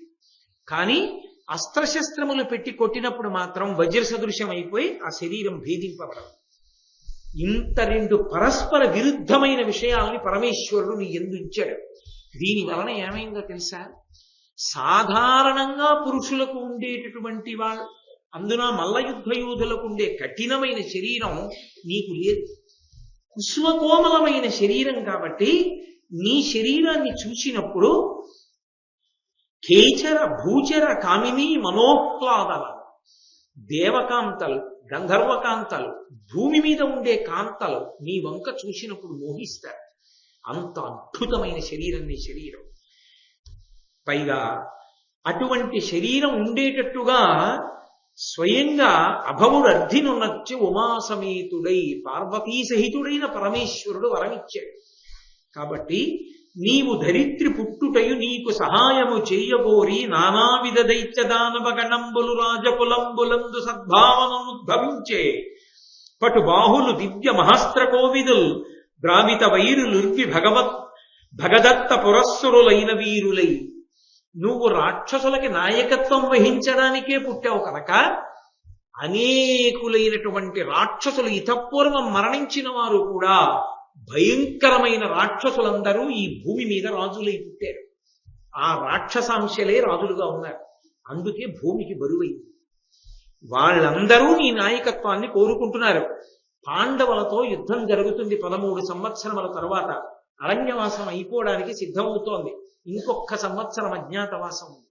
ఈ 13 ఏళ్ల తర్వాత పాండవుల్ని యుద్ధభూమిలో కలుసుకుంటావు. అప్పుడు సమస్తమైనటువంటి రాక్షసులు ఏ రాజులుగా పుట్టారో వాళ్ళందరూ వాళ్ళంతట వాళ్లే నీ వెనక నించుంటారు. ఇంత బలగంతో నువ్వు యుద్ధం చేస్తావు. ఇంత బలగంతో యుద్ధం చేసేటప్పుడు భగదత్తుని వంటి మహావీరులైనటువంటి వారందరూ కూడా అందుకే జన్మించారు. నీతో నేను భగదత్తుని యొక్క చరిత్ర చెప్పాను. అసలు భగదత్తుణ్ణి ఎవ్వరూ పడగొట్టలేరు. ఎందుచేత అంటే ఆయన దగ్గర ఆ ఒకనాడు నరకాసురుడిగా సంహరింపబడినప్పుడు శ్రీ మహావిష్ణువు నిత్యరక్ష కొరకు ఇవ్వబడినటువంటి ఆ అద్భుతమైనటువంటి తేజస్సుంది. దానికి తోడు ఆయన దగ్గర ఒక ఏనుగుంది. ఈ రెండూ ఉండగా భగదత్తుడు మరణించడు. కానీ తొందరపడిపోయి ఒకానొకప్పుడు ఘటోత్కచుడి మీద వేసేశాడు. వేసేసినటువంటి కారణం చేత ఆ రక్ష ఎప్పుడైతే విడిచిపెట్టేసిందో అర్జునుడితో యుద్ధం చేస్తూనే వేశాడు. వేస్తే నిజానికి అది అర్జునుడిని పడగొట్టేయాలి యుద్ధంలో. దానికి అర్జునుడు కూడా మరణిస్తాడు. అర్జునుడి మీదకు వస్తోంది. అది వస్తున్నప్పుడు ఎక్కడ భగదత్తుడు వేసినటువంటి ఆ అస్త్రం తనకి రక్షణగా ఇచ్చిన దాన్ని బయటికి తీసి అభిమంత్రించి వేసేశాడు. అర్జునుడు మరణిస్తాడేమోనని కృష్ణ భగవానుడు గబగబా ఆ పగ్గాలు వదిలేసి ఆ గుర్రాల సారథ్యం వదిలేసి ఒక్కసారి రథంలోకి దూకి ఆ గాంధీవం పట్టుకున్నటువంటి అర్జునుడి చేతులు కదలకుండా గట్టిగా కౌగలించుకున్నాడు. అర్జునుడికి కృష్ణుడు అడ్డొచ్చేశాడు. ఆ వైష్ణవ సంబంధమైనటువంటి ఆ మంత్రశక్తి వచ్చి కృష్ణ భగవానుడిలోకి వచ్చింది. అది ఆయనని చెనకడానికి వీల్లేదు, ఎందుకంటే ఆయన విష్ణువు కాబట్టి ఆయన వైజయంతిమాలగా మారిపోయి అందులోకి ప్రవేశించేశాడు. దానివల్ల అర్జునుడు రక్షింపబడ్డాడు. వెంటనే భీముడు ఒకానొకప్పుడు ఆయన ఏనుగుని కొట్టలేకపోయాడు, అంత కష్టమైంది. దాని 4 కాళ్ల మధ్యలో దూరి దాక్కోవలసి వచ్చింది. అంతటి ఏనుగు ఆ ఏనుగుని భగదత్తుడిని కూడా పడగొట్టారు. అప్పుడు అంతటి మహావీరులైనటువంటి రాక్షసులు, నిజంగా మహాభారతంలో కొందరు చదువుతుంటే ఒళ్ళు గగురు పుడుస్తుంది. అంతటి రాక్షసులందరూ భూమి మీద పుట్టి ఉన్నారు. వీళ్ళందరూ కురుక్షేత్ర సంగ్రామంలో నీ వెనక నించుంటారు. పిచ్చాడా, ఇప్పుడేదో ఒక్క యుద్ధం జరిగిందని ప్రాణం విడిచిపెట్టేస్తారంటావేంటి? పైగా నీకు ఇంకొక పెద్ద శుభవార్త చెప్తాం, జాగ్రత్తగా విను. ఈ లోకంలో దేవతాంశలలో పుట్టినటువంటి వాళ్ళు కూడా ఉన్నారు. వాళ్ళు సాక్షాత్తుగా భీష్మాచార్యుల వారు, ద్రోణాచార్యుల వారు, కృపాచార్యుల వారు వీళ్ళందరూ కూడా దేవతాంశల్లో పుట్టారు. కాబట్టి వీళ్ళకి రాక్షసాంశలలో పుట్టిన వాళ్ళకి యుద్ధం జరుగుతుంది. జరిగితే మరి భీష్ముడి లాంటి వాడికి స్వచ్ఛంద మరణం వరం ఉంది. కాబట్టి మరి భీష్ముడి చేతిలో చచ్చిపోరా అని నువ్వు అనుమానపడతావేమో. ఒక విచిత్రం జరగబోతోంది. దేవతాంశలలో ఉన్నవాళ్ళు కూడా రాక్షసాంశలలో ఉన్న వాళ్లతో కలిసి చాలా కాలం ఉంటారు. ఉన్న కారణం చేత వాళ్ళ బుద్ధి మీద ఈ సహవాస దోషం పడిపోతుంది. పడిపోయిన కారణం చేత వాళ్ళ బుద్ధి ప్రభావితమవుతుంది. ప్రభావితమై తప్పు నిర్ణయాలు తీసుకుని నీ వెనక్కే చేరుతారు. చేరి ఒక అయోమయావస్థ ఏర్పడి వాళ్ళని వాళ్లే పొడుచుకు చంపుకుంటారు. వాళ్ళల్లో వాళ్ళు యుద్ధాలు చేసుకుంటారు. కాబట్టి దేవతాంశాలు నిన్నేం ఇబ్బంది పెట్టవు. ఇంకా అంతకన్నా పెద్ద శుభవార్త నీకొకటి చెప్తాను. కురుక్షేత్ర సంగ్రామం జరిగేటటువంటి సమయంలో శ్రీకృష్ణ భగవానుడి చేతిలో మరణించినటువంటి నరకాసురుని యొక్క అంశ కర్ణుణ్ణి ఆవహించినప్పుడు ఆ పగతో నరకాసురుడు శ్రీకృష్ణుణ్ణి అర్జునుణ్ణి ఇద్దరినీ సంహరిస్తాడు. ఇద్దరినీ సంహరించిన కారణం చేత కృష్ణార్జునులు పడిపోతాడు. పడిపోయినప్పుడు ఇక మిగిలిన వాళ్ళు ధైర్యంగా యుద్ధం చెయ్యలేరు. అర్జునుడు లేకపోతే, కృష్ణుడు లేకపోతే కాకావికలవుతుంది సైన్యం. అప్పుడు నువ్వు దాన్ని ఆక్రమిస్తావు. నువ్వు కురుక్షేత్ర సంగ్రామంలో అందరినీ ఓడిస్తావు. ఓడించి పాండవులందరూ నీ చేత నిహతులైపోతారు. అందరూ సంహరింపబడిన తరువాత ఈ అఖండ భూమండలానికి అంతటికీ నువ్వే చక్రవర్తి. ఇవాళ నీకు జరిగిన అవమానం చాలా తక్కువ. యథార్థానికి శాశ్వతమైనటువంటి ప్రతీకారాన్ని రాబోయే కాలంలో నువ్వే తీర్చుకోబోతున్నావు. కాబట్టి పిచ్చివాడ చచ్చిపోతానంటావేమిట్రా, ఆలోచన విరమించేసేయి అని వాళ్ళు చెప్పి మళ్ళీ కృష్ణుని పిలిచి తీసుకెళ్లి భూమండలం మీద ఆయన కుటీరంలో దిగబెట్టి రమ్మన్నారు. తీసుకెళ్లి పెట్టేసి. ఇవన్నీ విచిత్రం ఏమిటంటే కొద్ది నిమిషములలో జరిగిపోయి దుర్యోధనుడు తన కుటీరంలోనే ఉండి కళ్ళు విప్పాడు. ఇప్పుడు తెల్లబోయాడు. ఏమిట్రా ఇది, నిజంగా నేను వెళ్ళానా పాతాళలోకానికి, నాకు చెప్పారా అని ఆలోచించాడు. అంత సుయోధనుండు హృదయంబున విస్మయమంది, అంత వృత్తాంతము స్వప్నవృత్తము క్రియం తలబోసి నిజంబ కాగా అత్యంతము నిశ్చయించుతూ కృధాసుతులం సమరంబలోన నిర్జింతునుగాకయంచు వికసిల్లె దురాశయ భగ్నబుద్ధి అయి. ఏర్పడిన బుద్ధి భగ్నమైపోయి కాసేపు ఆలోచించి ఇది కల కాదు నిజమే, తీసుకెళ్లారు నన్ను, పాతాళ లోకానికి. రాక్షసులు నాతో మాట్లాడారు, చూశాను, శుక్రాచార్యుల వారు బ్రాహ్మణులు వాళ్ళు ఉన్నారు. కృత్య వచ్చి తీసుకెళ్ళింది నన్ను. కాబట్టి రాబో కాలంలో పాండవులందరినీ నేను చంపుతాను, నాదే శాశ్వత విజయం. కాబట్టి అంత విజయం ముందుంటే నేను వదిలిపెట్టేది ఏమిటి ప్రాణాలు అనుకున్నాడు. అధర్మాన్ని పట్టుకుని ఇతనుంటే ఎంతమంది రాక్షసులుంటే మాత్రం కృష్ణ పరమాత్మ అండ ఉండగా, పాండవులు ధర్మాన్ని పట్టుకుని ఉండగా వాళ్ళని ఎవరు చెనకగలరు? రాక్షసుల ఊహ వేరు. వాళ్ళు ఏదో మళ్ళీ రాక్షసాంశాలు వచ్చేస్తే ఏదో జరిగిపోతుంది అనుకుంటున్నారు. ఎంతమంది వచ్చినా అధర్మంలో ఉన్నవాడు ధర్మము ముందు నిలబడలేడు. కాబట్టి సంతోషపడిపోయాడు, ప్రాయోపవేశాన్ని విడిచిపెట్టేయడానికి సిద్ధపడిపోతున్నాడు. ఏదో కారణం ఒకటి ఉండాలిగా, విడిచిపెట్టి తనే లేచి బయటికి వెళ్ళిపోతే బాగుండదు. రానే వచ్చాడు కర్ణుడు. మళ్ళీ వచ్చి, మహారాజా ఇప్పటికైనా నీ నిర్ణయాన్ని మార్చుకోవా, ఎంతో సుఖాన్ని పొందవలసినటువంటి వాడివి, అఖండ భూమండలాన్ని ఏలవలసినటువంటి వాడివి, నువ్వు ఇలా ప్రాయోపవేశం చేయడం పిరికి చర్య. నా మాట విని విడిచిపెట్టేసి హస్తినాపురానికి వెళ్ళిపోదాన్ని రమ్మన్నాడు. మిత్రుడా కర్ణ, నువ్వు చెప్తుంటే కాదంటానా? ఇంతగా బతిమాలుతున్నారు, నువ్వు దుశ్శాసనుడు మొదలైన వారు కాబట్టి ప్రాయోపవేశ దీక్ష విడిచిపెట్టేశాను, పదండి వెళ్ళిపోదామన్నాడు. మళ్ళీ ఏనుగెక్కాడు. ఆడంబరంతో ఇన్ని మరిచిపోయి పరమ సంతోషంతో హస్తినాపురానికి వెళ్ళిపోతున్నాడు. చిత్రం ఏమిటంటే కనీసంలో కనీసం ఈ విషయం కర్ణుడికి కూడా చెప్పలేదు. ఎందుకు చెప్పలేదు అంటే కొత్తగా ఉపకారం చెయ్యక్కర్లేదు, ఎలాగో రాక్షసాంశ కర్ణుడిలోకి వెళ్తుంది, కర్ణుడు చంపేస్తాడు కదా, అది ఆయన ధైర్యం. చెప్పడం ఎందుకు? చెబితే మళ్ళీ నేనేదో ఇన్నాళ్ళు దగ్గర పెట్టుకుని జాగ్రత్తగా చూస్తున్నట్లు అతనికి ఆ శక్తి వస్తుందని అతనికో నమ్మకం ఎందుకు కలుగుతాయి. అందుకు ఏమీ తెలియనట్టుంటే పోయి ఎవరికి ఏమీ చెప్పలేదు. ఎంత దుష్ట స్వభావాలో చూడండి. ఏమీ తెలియని వాళ్ళే హస్తినాపురానికి వెళ్ళిపోయాడు. వెళ్ళిపోయిన తర్వాత మళ్ళీ అందరూ కూర్చున్నారు, మాట్లాడుకుంటున్నారు. ఏది చేసినా కడుపులో మాత్రం ఒక అడవి పంది ముళ్ళు గుచ్చుకున్నట్టు గుచ్చుకుంటోంది. పాండవులు నన్ను రక్షించారు కాబట్టి ఇప్పుడు తను పాండవుల కన్నా గొప్పగా ఏదో చేశాడనిపించుకోవాలి. అలా అనిపించుకుంటే కానీ ఈయన పాండవుల కన్నా అబ్బా ఎంత బాగా చేశాడని, పాండవులు చేసింది ఏముందండి అన్నారు. అలా అంటే తనకు తృప్తి. అందుకని రాజసూయాగం చేస్తాను నేను కూడా అని కర్ణుడిని పిలిచి అడిగాడు. కర్ణ, నేను రాజసూయాగం చేద్దాం అనుకుంటున్నాను. ధర్మరాజు చేశాడు కదా, ఎంత అద్భుతంగా చేశాడు, దానివల్లే కదా భారతం అంతా ఇంత కథ నడిచింది. నేను కూడా అటువంటి యాగం చేస్తాను. వెంటనే కర్ణుడు అన్నాడు, నీకేమి మహారాజా, నువ్వే రాజసూయాగం చెయ్యాలని సంకల్పం చేస్తే అది పెద్ద విశేషమా? పిలిపించు బ్రాహ్మణుల్ని, నిష్కామంగా చేద్దాం, లోకశాంతి కొరకు అద్భుతంగా చేసేద్దాం. నిన్ను అడ్డగలిగిన వాడేవాడు? ఈ సమస్త భూమండలం నీకు వశవర్తి అయి ఉన్నది కాబట్టి దానికి సంకల్పం చేయమన్నాడు. జనవర, నీకు పాండవులు శత్రులు కావున వారి నాజి నోర్చిన మరికాక మున్న ఇటు చేయక శక్యమ రజసూయమున్ వినుము తగంగ ఇప్పటికి వేరొక యజ్ఞము చేయు మిమ్ములం కనుపుము తత్క్రియా వివిధ భంగులకు తగువారి వేగమై. బ్రాహ్మణుల్ని పిలిచి అడిగాడు, రాజసూయాగం చేస్తానని. వాళ్ళు అన్నారు, మహారాజా నీ ఆలోచన మంచిదే, కానీ రాజసూయాగం చేసేటటువంటి వాడు సమస్తమైనటువంటి రాజుల్ని గెలిచిన వాడై ఉండాలి, అందరినీ గెలవాలి. నువ్వు ఇంకా పాండవుల్ని గెలవలేదుగా, వాళ్లేగా నిన్ను విడిపించి తీసుకొచ్చిన వాళ్ళు.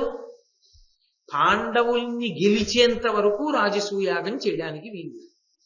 ఇప్పుడు ధైర్యం చేసి వెళ్ళగలడా? పోనీ పాండవుల మీదకి నిన్ననే తిన్నాడు దెబ్బ, ఇప్పుడు ఎవరు చెప్పక్కర్లేదు. అందుకని నువ్వు రాజసూయాగం చేయకూడదు అన్నారనుకోండి, ఆ వచ్చిన వాడి తమ తీసేయమంటాడు. అందుకని వాళ్ళు అన్నారు, రాజసూయాగం చెయ్యకూడదేమో కానీ నువ్వు తత్తుల్యమైన యాగం ఇంకోటి ఉంది, వైష్ణవం అంటారు దాన్ని, ఆ యాగం చెయ్యి, దానివల్ల నీకు చాలా కీర్తి ప్రతిష్టలు వస్తుంది, ఎంతో శక్తిని పొందుతావు, కాబట్టి నువ్వు ఆ యాగం చెయ్యవలసింది అన్నారు.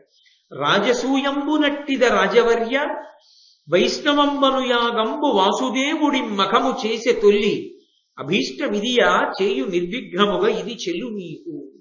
వసుదేవుడు మొట్టమొదట ఈ వైష్ణవం అనేటటువంటి యాగాన్ని పూర్వకాలంలో ఒకప్పుడు చేసి ఉన్నాడు కాబట్టి నువ్వు ఆ యాగాన్ని చెయ్యి, రాజసూయ యాగం చేయకూడదు, పాండవుల్ని గెలవలేదు కనుక.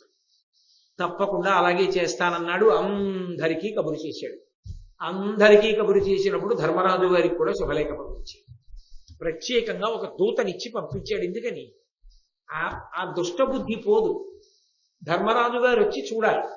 చూసి అబ్బా ఎంత యాగం, ఎంతమంది భోజనాలు చేస్తున్నారు, ఎన్ని కానుకలు, లోపల ఏడవాలి అని వీడి ఉద్దేశం. అందుకని ధర్మరాజు గారికి శుభలేఖ పంపాడు. ఒక బ్రాహ్మణుడు పట్టుకెళ్ళి ధర్మరాజు గారికి ఇచ్చాడు. ధర్మరాజు గారి ధర్మం ధర్మరాజు గారు. ఆయన ఎప్పుడూ పరమధార్మికుడే. ఆయన అన్నాడు, అనగుడు ధార్తరాష్ట్రుడు మహాధర కర్మ ధురీణుడయ్యనా విని ప్రియమంది చిత్తము పవిత్రితమయ్య కులంబు వింటే అయినను తగమేవ పూనిన ఘనంబగు పూనిక తీర్పకి విధంబుననటరా ఒడంబడము భూవరుతో ఇది చెప్పు మెప్పడం. చాలా సంతోషమయ్యా, నా తమ్ముడైనటువంటి దుర్యోధనుడు అద్భుతమైనటువంటి యాగాన్ని చెయ్యాలి అని నిర్ణయం చేసుకుని ఉన్నాడు మనసులో. కులం పవిత్రమైంది. ఇవాళ అతను చేస్తున్నటువంటి పని వల్ల చాలా గొప్ప యాగం చేస్తున్నాడు. మాకు రావాలని ఉంది కానీ రాకూడదు. ఎందుచేత అంటే 12 సంవత్సరములు అరణ్యంలో ఉంటామని కదా ప్రతిజ్ఞ చేశాం. కాబట్టి ఆ జూదం జరిగినప్పుడు అయినప్పుడు మళ్ళీ నేను అరణ్యవాసాన్ని విడిచిపెట్టి యాగం జరిగినంత కాలం అక్కడికి వస్తే నా వాక్కు భంగం అయిపోలా, ప్రతిజ్ఞాభంగం కాలా, నేను ధర్మం తప్పకూడదు. పిలవడం నా తమ్ముడి గౌరవం, కానీ రాకుండా ఉండడం అన్నగారిగా నా ధర్మం. కారణం ఒక్కటే, బంధుప్రీతి లేక కాదు, నేను ఇచ్చిన మాట తప్పకూడదు కనుక, అరణ్యవాసమే చెయ్యాలి కనుక. వెనక్కి వెడితే నా వాక్కు భంగం అయిపోతుంది. ఎందుకని? ఎప్పుడైనా మాట తప్పారో మళ్ళీ 12 ఏళ్ళ అరణ్యవాసం, 1 సంవత్సరం అజ్ఞాతవాసం చేయాలి. పిలిచాడు కదా, యజ్ఞం కదా అని పొరపాటున ధర్మరాజు గారు కానీ వెళ్ళాడు అనుకోండి, వెంటనే యజ్ఞం అంతా అయిన తర్వాత ఆ సభలోనే అడుగుతాడు, 12 ఏళ్ళు అరణ్యవాసం చేస్తానన్నవాడు అంతఃపురాలకు వచ్చి యాగం చూశాడా లేదా? అడవిలో లేడు కదా, 12 ఏళ్ళు పూర్తిగా దగ్గరికి వచ్చేస్తోంది, 12వ ఏడు పూర్తవుతోంది, ఇంకా 12వ సంవత్సరం నడుస్తోంది. కాబట్టి మళ్ళీ 12 ఏళ్ళు అరణ్యవాసం చేయమంటారు. అందుకే ఆయన కుట్రని తన మెత్తని మాటలతో ఛేదించాడు ధర్మరాజు. నేను రాకూడదు, నా తమ్ముళ్ళు రాకూడదు, ద్రౌపదీదేవి రాకూడదు, కాబట్టి నేను రాలేనని చెప్పానని చెప్పు. వెంటనే భీమసేనుడు అన్నాడు, మా అన్నయ్య చెప్పిన మాటలే కాదు, నేను చెప్పిన మాటలు కూడా చెప్పు. 12 ఏళ్ళు అయిపోతున్నాయి, ఇంకొక సంవత్సరం ఉంది. యజ్ఞంలో బలి పశువుని కట్టి బలిచ్చినట్టు బలిస్తానని కూడా చెప్పు. ఇచ్చి రాజ్యాన్ని ఆక్రమిస్తాం. కాబట్టి ఇంక ఎంతో కాలం లేదని చెప్పానని కూడా నేను భీముడిలా అన్నాడని చెప్పు, మొహమాట పడవ. ధర్మరాజు గారు అలా అన్నాడు, భీముడు ఇలా అన్నాడు, 2 మాటలు చెప్పు సుమా. తప్పకుండా చెప్తానన్నాడే. వెళ్ళిపోయాడు. వెళ్ళిపోయిన తర్వాత ఏదో ఆ వైష్ణవమన్న యాగం చేయడం చక్కగా చేశాడు. ఎప్పుడైనా ఉన్నమాట ఉన్నట్లు మాట్లాడాలి తప్ప ఏదో మన పక్షపాతాలతో ఇంకోలా మాట్లాడకూడదు. కావ్యాన్ని మీరు పరిశీలనం చేస్తే ఒక అద్భుతమైన విషయం మీకు కనపడుతుంది. మంచి పని చేసినప్పుడు ఋషి వాంగ్మయము అంటారు. ఇవన్నీ ఋషులు చెప్పినటువంటివి. ఋషుల వాంగ్మయంలో ఉండే గొప్పతనం ఏంటంటే, మంచి పని చేసినప్పుడు చాలా గొప్పగా చేశాడని చెప్తారు, చెడ్డ పని చేసినప్పుడు చెడ్డ పని చేశాడు అని చెప్తారు. అసలు వాల్మీకి మహర్షి అయితే ఇంకా చమత్కారం. మంచి పని చేశాడని చెప్పారు, చెడ్డ పని చేశాడని చెప్పారు. ఏం చేశాడో చెప్తారు. తెల్లవారుజామున లేచాడని చెప్తారు. అబ్బా చాలా మంచిది కదా తెల్లవారుజామున లేవడం. లేస్తూనే కామంతో సీతమ్మ దగ్గరికి వెళ్ళాడు అని చెప్తారు. ఎంత తప్పు పోయినది, ఎందుక లేవడం? ఆయన ఇది మంచి అనరు, ఇది చెడనరు, ఏది జరిగిందో చెప్తారు. అది కావ్య భాష. ఇక్కడ చిత్రం ఏమిటంటే, వీళ్ళు ఈ యజ్ఞాన్నంతటినీ చాలా బాగా చేశారు. చాలా బాగా చేశారన్న విషయాన్ని ఎర్రాప్రగడ గారు దాచలేదు. చాలా చక్కగా చేశారు. ఎంతమంది భోజనాలు చేశారు. అక్కడికి వచ్చిన వాళ్ళల్లో కొందరు ఇది ఒకానొకప్పుడు హరిశ్చంద్రుడు చేసిన రాజసూయాగం కన్నా చాలా గొప్పది అన్నారు. కొందరు అన్నారు ధర్మరాజు గారు చేసిన రాజసూయాగం కన్నా ఇది గొప్పదన్నారు. మరికొందరన్నారు ధర్మరాజు గారు చేసిన రాజసూయ యాగంలో ఒక అన్నపు మెతుకులో కోటు వంతుకి ఇది చాలు. భిన్న వాక్కులు వినపడ్డాయి. అంటే అలా పొగడబడిన విషయం కూడా ఉందా లేదా? దేవతలందరూ ప్రీతి చెందారు. యజ్ఞము ఎలా జరగాలో అలా జరిగింది. ఎన్ని లక్షల మందో అన్నం తిన్నారు. అంత వైభవోపేతంగా చేశాడు. యజ్ఞం పూర్తయింది. అవబృధ స్నానం అంటారు. ఆ పవిత్ర జలాలతో స్నానం చేస్తారు. స్నానం చేశాడు. పెద్దలైనటువంటి ధృతరాష్ట్రుడికి, గాంధారికి, భీష్మాచార్యుల వారికి, గురువు గారైన ద్రోణాచార్యుల వారికి అందరికీ నమస్కారాలు చేశాడు. వాళ్ళ ఆశీర్వచనాలు పొందాడు. అయిపోయిన తర్వాత ఒకరోజు దుర్యోధనుడు, కర్ణుడు కలిసి తిరుగుతున్నారు. భీష్మాచార్యుల వారు వచ్చారటుగా. ఆయన మహానుభావుడు, వంశకర్త, పెద్దవాడు, తనంత తానుగా రాజ్యాధికారాన్ని విడిచిపెట్టుకున్నాడు తాత. ఆయన కనపడన్నాడు, ఏమిరా ఇంకా వీడితోనే తిరుగుతున్నావా నువ్వు అన్నాడు. ఏమన్నాడు, ఘోషయాత్రకని బయలుదేరావు, వద్దు వద్దు అని మీ నాన్న చెప్తున్నా కాపక్ష్యంతో గోవులను చూడ్డానికి ఎడుతున్నానని వెళ్ళావు. నీ తిక్క కుదర్చడానికి గంధర్వులు వచ్చారు, వచ్చి ఓడించి నిన్ను కట్టి పట్టుకుపోయారు. నేనున్నాను దుర్యోధన అని నిన్ను రెచ్చగొట్టి డాంబికాలు పలిగే ఈ కర్ణుడు ఆ యుద్ధంలో ఎక్కడైనా కనపడ్డాడరా, విడిచిపెట్టి వెళ్ళిపోయాడు. ఆ తర్వాత నువ్వు మళ్ళీ తిరిగి వస్తూ పర్ణశాల వేసుకుంటే అక్కడికి వచ్చాడు. వీడిని నమ్ముకుని ఎలా పాండవుల మీదకి యుద్ధానికి ఎడదాం అనుకుంటున్నారా, ఇప్పటికైనా వీడిని వదిలేద్దామన్న బుద్ధి నీకు రాలేదా అన్నాడు. పెద్ద ఆయన తాతగారు చెప్పిన మాట వింటే బాగుంటుండేది. ఇన్ని చేస్తే ఉపయోగం ఏముంది, బుద్ధి మీద ప్రభావం లేనప్పుడు. ఎవరో ఒక గడుసు కవి ఒక మాట అన్నాడు, గురువు చుందురు జుత్తు కొన్ని వందల మార్లు దాని పాపమేమో కానరాదు, అఖిల పాపములకు నిలయమైన మనసు గొరగడేమి మానవుండు అన్నాడు. అలా ఎన్ని క్రతువులు చేస్తే ఏం ఉపయోగం, రావలసిన బుద్ధిలో మార్పు మాత్రం రాదు. కాబట్టి ఇద్దరు ఎగతాళిగా నవ్వి భీష్మాచార్యులు వారిని చూసి పక్కకి వెళ్ళిపోయారు. భీష్ముడి మనసు చిన్నబుచ్చుకుంది, వీడికి ఎప్పుడు ఇంతే, మంచి చెప్తే తలకెక్కదు. ఆయన చిన్నబుచ్చుకుని లోపలికి వెళ్ళిపోయాడు. కర్ణుడు ప్రతిజ్ఞ చేశాడు, అది ఎమ్మెయినగునో అని మదిలో వగవంగవలదు, మఘవతనూజుం కదనంబున చంపకయే పదనక ధామన మునర్ప పార్థివ ముఖ్య. ఓ దుర్యోధన, నేను ఎక్కడో ఘోషయాత్రలో పక్కకి వెళ్ళిపోయానన్న కారణం చేత నన్ను నమ్మవద్దని చెప్తున్నారు వీళ్ళందరూ. అర్జునుడంటేనే కదూ నీకు భయం, గాంధీవం ఉందని, పరమశివుడి అనుగ్రహాన్ని పొంది పాశుపతాస్త్రాన్ని పొందాడని, దేవేంద్రాది దేవతల యొక్క అనుగ్రహంతో దిక్పాలురందరి దగ్గర అస్త్రాలను పొందాడని, అతని ముందు మనం నిలబడలేమని నువ్వు బెంగ పెట్టుకుంటుంటావు. నీకు ఇదే చెప్తున్నాను, యుద్ధంలో అర్జునుణ్ణి నేను సంహరించి తీరుతాను. యుద్ధంలో అర్జునుణ్ణి సంహరించేంత వరకు నేను నా గోళ్లు కడుక్కోను అన్నాడు. నేను నా గోళ్లు కడుక్కోను అన్న మాటకు అర్థం ఏంటో తెలుసా, కాలిగోళ్లు కడుక్కోను అన్నాడు. కాలిగోళ్లు కడుక్కోను అన్న మాటకు అర్థం ఏంటంటే, కాలిగోళ్లు కడుక్కోవడం ప్రత్యామ్నాయంగా కాళ్ళు కడుక్కోవడం. ఎందుకంటే భోజనం చేశారనుకోండి, భోజనం చేస్తే కాళ్ళు కడుక్కోకుండా ఇంట్లోకి రాకూడదు. భోజనం చేస్తే బయటికి వెళ్ళి చేయి కడుక్కు రావడం కాదు, కాళ్ళు కడుక్కుని వెళ్ళాలి ఇంట్లోకి. ఒక్కొక్క చోటుకి వెళ్ళినప్పుడు కాళ్ళు కడుక్కోవడానికి నీళ్లు లేవనుకోండి, కాళ్ళు కడుక్కోవడానికి నీళ్లు పెట్టలేదేమండి అని అడగకూడదు. లేదా అక్కడ కాళ్ళు కడుక్కుంటే తర్వాత చాలా ఇబ్బంది కలుగుతుంది అని మీకు అనిపించింది అనుకోండి, అప్పుడు కాళ్ళు కడగడం మానేసి ఏం చేస్తారంటే కొద్దిగా నీళ్లు గోళ్ల మీద పోసుకుంటారు. గోళ్లని కడిగినా, గోళ్ల మీద విభూతి రాసినా, గోళ్ల మీద అర్చన చేసిన శ్రౌత సంప్రదాయమునందు పాదార్చన చేసినట్టు, పాదములను శుద్ధి చేసినట్లే ఒక్క బొటనవేలి గోళ్లు రెండింటికి విభూతి అలది, ఆ బొటనవేలి గోళ్లు రెండింటి మీద గంధం రాసి బొట్టు పెడితే పాదముల రెండింటికి అలంకారం పూర్తిగా చేసేసినట్టు. అందుకే అది ప్రత్యామ్నాయం. లఘు పూజగా చెయ్యవలసి వస్తే ఎప్పుడైనా అలా చేస్తారు. మీరు ఎప్పుడైనా చూశారో లేదో, ఈ లక్షవర్తి నోములు లక్ష్మీనారాయణార్చన అవి చేస్తూ ఉంటారు. చేసినప్పుడు నారాయణ స్వరూపాయ బ్రాహ్మణాయ తుభ్యం నమః అని, నారాయణ స్వరూపంగా ఓ బ్రాహ్మణ నిన్ను నేను ఆహ్వానిస్తున్నాను కూర్చోబెట్టి యథార్థానికి కాళ్ళు కడిగి చందన అలంకారం చెయ్యాలి. చేసి ఆయనకి కూడా పారాణి పెట్టవచ్చు, తప్పేం లేదు. పెట్టి పుష్పాలతో పూజ చేస్తారు. అలా అంతసేపు సమయం తీసుకుంటుందని కానీ, లేదా అది కొంచెం ఇబ్బందికారకంగా ఉంటుందేమో అని కానీ అనిపిస్తే లఘు ప్రక్రియ ఏం చేస్తారంటే గోళ్లు కడుగుతారు. నీళ్లు పోసి గోళ్లు కడతారు. ఆ గోళ్లు కడగడానికి కూడా మార్గం ఉంటుంది.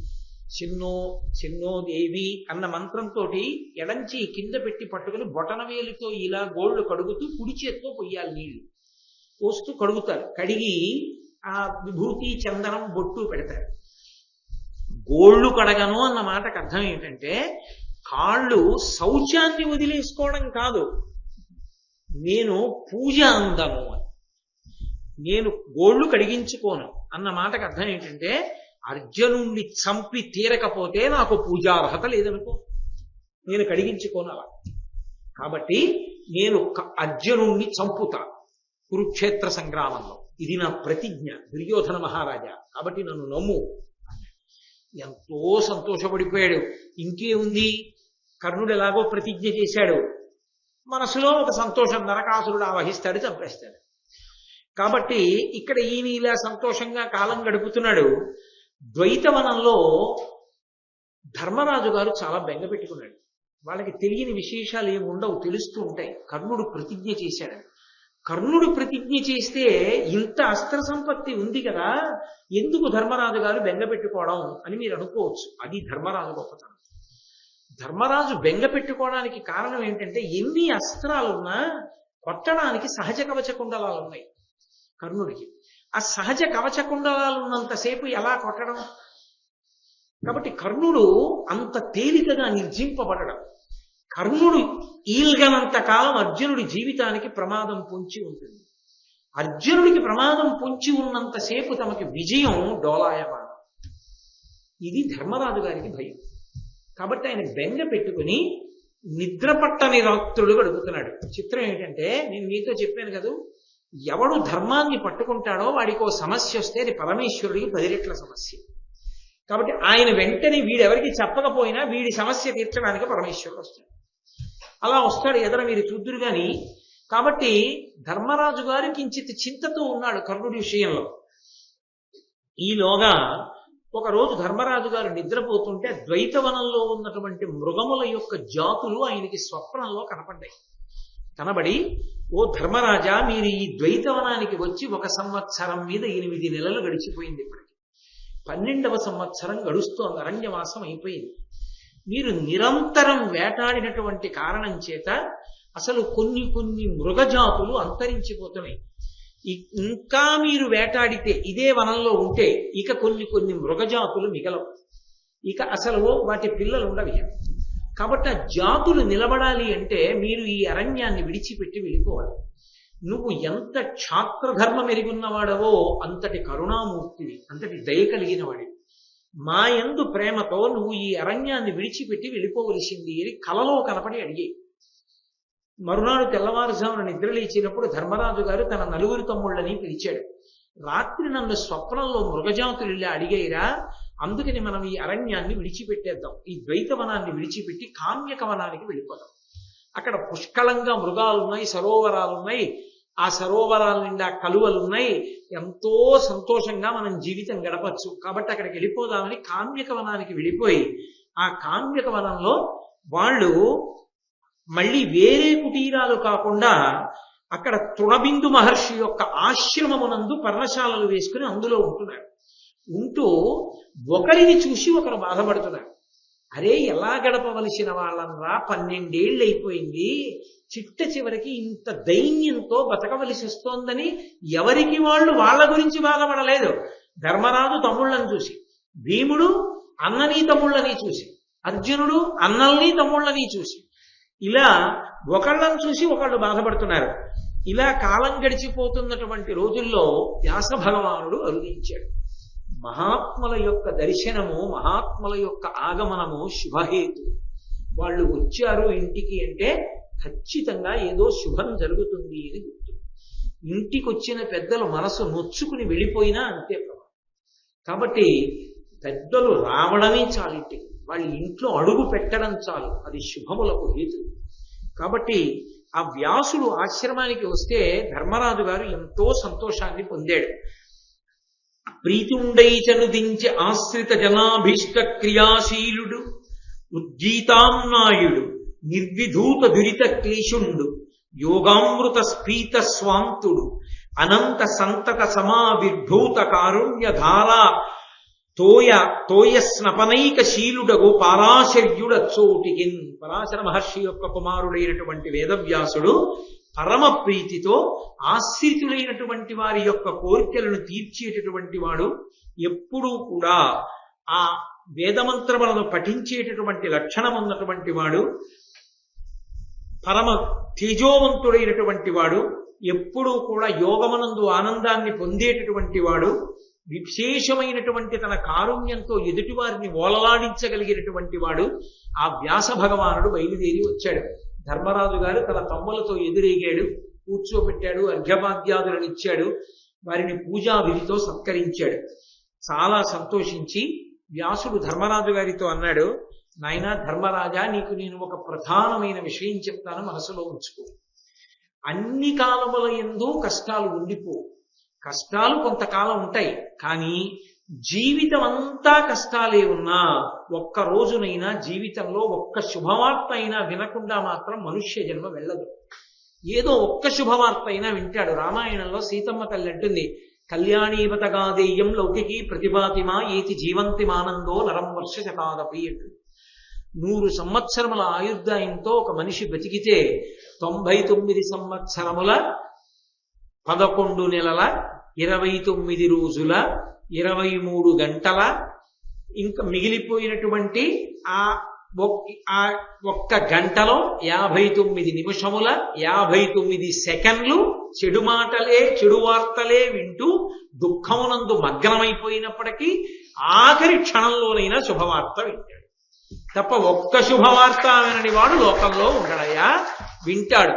కాబట్టి మీరు ఇలా ఒకరిని ఒకరు చూసుకుని క్లేశాన్ని పొందుతూ దుఃఖాన్ని పొందుతుంటే మీ తేజస్సులు చల్లారిపోతాయి. ఇందుచేత అన్నిటికన్నా శోకానికి ఒక గొప్ప లక్షణం ఉంటుంది, అది ధైర్యాన్ని ఆర్పేస్తుంది. అగ్నిహోత్రాన్ని నీరు ఎలా ఆర్పేస్తుందో ధైర్యాన్ని శోకం ఆర్పుతుంది. అది దాని మొట్టమొదటి లక్షణం. శోకము ప్రవహించగానే ధైర్యము అడుగంటిపోతుంది. ధైర్యము అడుగంటిపోగానే ఆలోచన ఇక స్ఫురించదు. ఆలోచన స్ఫురించకపోతే ఇక తాను ప్రణాళికా నిర్మాణం చెయ్యలేడు. ప్రణాళికా నిర్మాణం చెయ్యలేకపోతే విజయాన్ని సాధించలేడు. అందుకే ఇలా శోకంతో కూర్చోవడం కాదు, ఇప్పుడు మీరు ఉన్నటువంటి కాలము, ఇప్పుడు మీరు ఉన్న దేశము, ఇప్పుడు మీరు ఉన్న పరిస్థితి మూడు దేనికి అనుకూలమో ఆ అనుకూలమైన దానిగా మార్చుకుని దాని వలన పొందవలసిన తేజస్సుని పొందు ధర్మరాజా. ఇప్పుడు మీరున్న మూడు దేనికి అనుకూలం? తపస్సుకు అనుకూలం. దేశము తృణబిందు మహర్షి యొక్క ఆశ్రమంలో ఉన్నావు.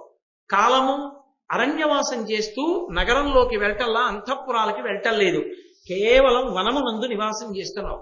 కాబట్టి దేశము సరిపోయింది, కాలము సరిపోయింది. పరిస్థితి నీకు ఇప్పుడు దీన్ని చూసుకుంటూ అయ్యో ఇలా ఉన్నామే అని ఏడుస్తూ గడిపితే ప్రతిబంధకం, ధైర్యం పోతుంది.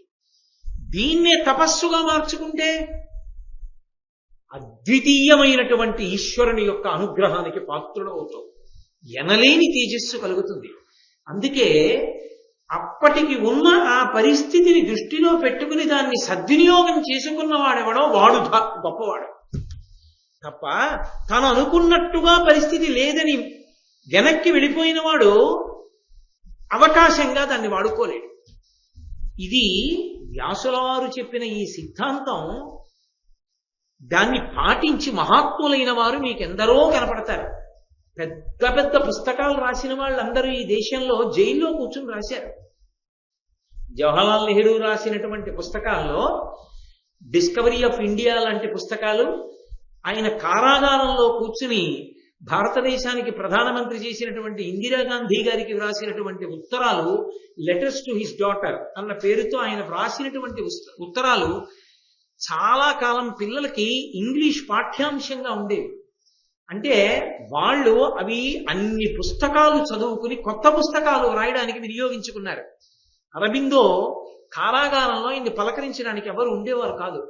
18 అధ్యాయాల మహా భగవద్గీతనంతటినీ పఠనం చేసి దాని భాష్యాలన్నీ చదివి అపారమైన తపస్సులోకి ప్రవేశించి సమాధి స్థితిని పొందగలిగిన స్థితికి వెళ్ళిపోయాడు. కారాగారవాసం చేత తరించిపోయాడు అరబిందో. ఈ దేశంలో ఎందరో మహాపురుషులు వారిని నిర్బంధాలలో ఉంచినప్పుడు ఎన్నో సద్గ్రంథాల్ని పఠించి వెనక్కి వెళ్ళిపోకుండా వాళ్ళు మళ్ళీ బయటికి వచ్చే పర్యంతము వాళ్ళ యొక్క ధృతి చెడిపోకుండా సత్కాలక్షేపం చేతనే నిలబెట్టుకున్న వాళ్ళు ఉన్నారు. దాన్ని తపోభూములుగా మార్చుకున్నారు వాళ్ళు. అంతటి మహాపురుషులైన వాళ్ళు ఈ దేశంలో మీకు ఎందరో కనపడతారు వాళ్ళ జీవితాలు తరిగితే తప్ప. అసలు అలా కాని వాళ్ళు లేరు. నెల్సన్ మండేలాకి నల్లసూర్యుడు అని పేరు, దక్షిణాఫ్రికాకి స్వాతంత్రం సంపాదించిన వాడు.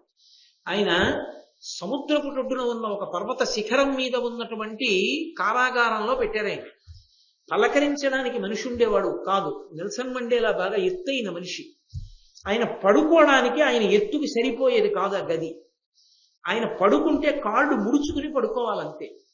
ఆయన పూర్తిగా నిలబడితే పైన ఉన్నటువంటి ఆ ఆచ్ఛాదన ఆయన తలకి తగులుతుంది. అందుకని ఆయన పూర్తిగా నిలబడలేడు, పూర్తిగా కూర్చోలేడు. ఆయన నేను వ్రాసుకుంటాను ఇమ్మంటే కేవలం ఆయనకి ఒక తెల్ల కాగితం, ఒక్క కలమే ఇచ్చేవారు. ఎక్కువ రాస్తే ఇంకో కాగితం ఇవ్వరని నలకల్లాంటి అక్షరాలతో a long walk to freedom అని చెప్పి దాదాపు కొన్ని దశాబ్దముల పాటు కారాగారంలో ఉండి పుస్తకాలు రాశాడు ఆయన. లాంగ్ వాక్ టు ఫ్రీడమ్ అని చెప్పి దక్షిణాఫ్రికాలో దాన్ని అంత గొప్పగా చదువుతారు. నెల్సన్ మండేలా రాసుకున్న పుస్తకం. చాలా సుదీర్ఘమైన నడక స్వాతంత్ర్యానికి అని. ఆయన కారాగారంలో కూర్చుని నలకల్లా రాస్తున్నాడు. కాగితం ఇచ్చిన దాని మీద, ఒక్క కాగితం మీద అన్ని కాగితాల సారం రాసుకుంటున్నాడు ప్రశాంతంగానని. అంత కారాగారంలో ఉన్నటువంటి వాడిని అకస్మాత్తుగా వాహనం ఎక్కించి మంచి ఎండగా ఉన్న కొండ దగ్గరికి తీసుకెళ్లి బండలు కొట్టమనేవాడు. అకస్మాత్తుగా ఎండలోకి వెళ్ళి బండలు కొట్టి మళ్ళీ చీకట్లోకి వచ్చేస్తున్న కారణం చేత కొన్నాళ్ళకి ఆయనకి దృష్టి మందగించిపోయింది. దృష్టి మందగించిపోతే మందగించిపోయిన దృష్టితోటే జాగ్రత్తగా అలాగే వ్రాసుకున్నాడు. ఆయన్ని ఇన్ని కష్టాలు పెట్టినటువంటి వాళ్ళని ఆయన బయటికి వచ్చిన తరువాత దేశాధ్యక్షుడైతే అధికారంలో వాళ్ళకి వాటా కల్పించి గౌరవించాడు. మహాత్ములైన వాళ్ళు వాళ్ళ సమయాల్ని వృధా చెయ్యలేదు. మహాభారత కాలం నుంచి ఇది దేశానికి ఎప్పటి నుంచో వస్తున్నటువంటి సంప్రదాయం. మహాత్ముడు కారాగారంలో కూర్చుని నూలు ఉడుకుతూ ఉండేవారు. ఆయన భగవద్గీత చదువుకుంటూ ఉండేవాడు. ఎక్కడ ఉంచినప్పటికీ పరమ ప్రశాంతంగా ఉండడం అనేటటువంటిది వాళ్ళకి అలవాటైపోయింది. అలా కాలమును వృధా చేయకూడదు. అప్పటికి పరిస్థితి ఎలా ఉందో దాన్ని వాళ్ళ యొక్క అభ్యున్నతికి అనుగుణంగా వాళ్ళు వాడుకునేవారు. అంతేకాని ఎప్పుడూ నేను అనుకున్నట్టు లేదు కాబట్టి నేను చదవలేదు, నేను రాయలేదు. నేను అందుకే తరచుగా అంటుంటాను, అసలు విద్యార్థులకి ముందు ఇంట్లో చదువుకోవడం నేర్పే ముందు వాళ్ళకి నేర్పవలసింది ఎవరి గురించి అంటే, ఈ దేశంలో వాళ్ళు మొట్టమొదట నేర్చుకోవలసింది లాల్ బహదూర్ శాస్త్రి గురించి. మహానుభావుడు లాల్ బహదూర్ శాస్త్రి గారు పుస్తకాలు తడిసిపోతాయని తెలిసి కూడా గంగ దాటడానికి డబ్బులు అవుతాయని, పోన్లే పేదవాడని పడవవాడు ఎక్కవయా డబ్బక్కర్లేదులే గంగ దాటిస్తానంటే, డబ్బులు ఇవ్వకుండా గంగ దాటి చదువుకోవలసినంత దరిద్రం నాకు లేదని బట్టలు ఇప్పి పుస్తకాల మూట తడవకుండా కాగితంలో చుట్టుకుని వీపు కట్టుకుని గంగని ఈది ఆవలి ఒడ్డుకు వెళ్ళి ఆయన చదువుకుని భారతదేశానికి ప్రధానమంత్రి అయి, ఒకప్పుడు ప్రధానమంత్రి పిలిచి ఆయన్ని కాశ్మీర్ వెళ్ళమంటే తటపటాయిస్తుంటే, ఏమి తటపటాయిస్తున్నావు శాస్త్రి అని అడిగితే, నాకు ఉన్నికోటు లేదు చలికి తట్టుకోగలనా అని అడిగారు. ప్రధానమంత్రి అయిన శాస్త్రి గారి బిడ్డలు అందరితో పాటుగా బస్ స్టాప్ లో నుంచి బస్సు ఎక్కేవారు.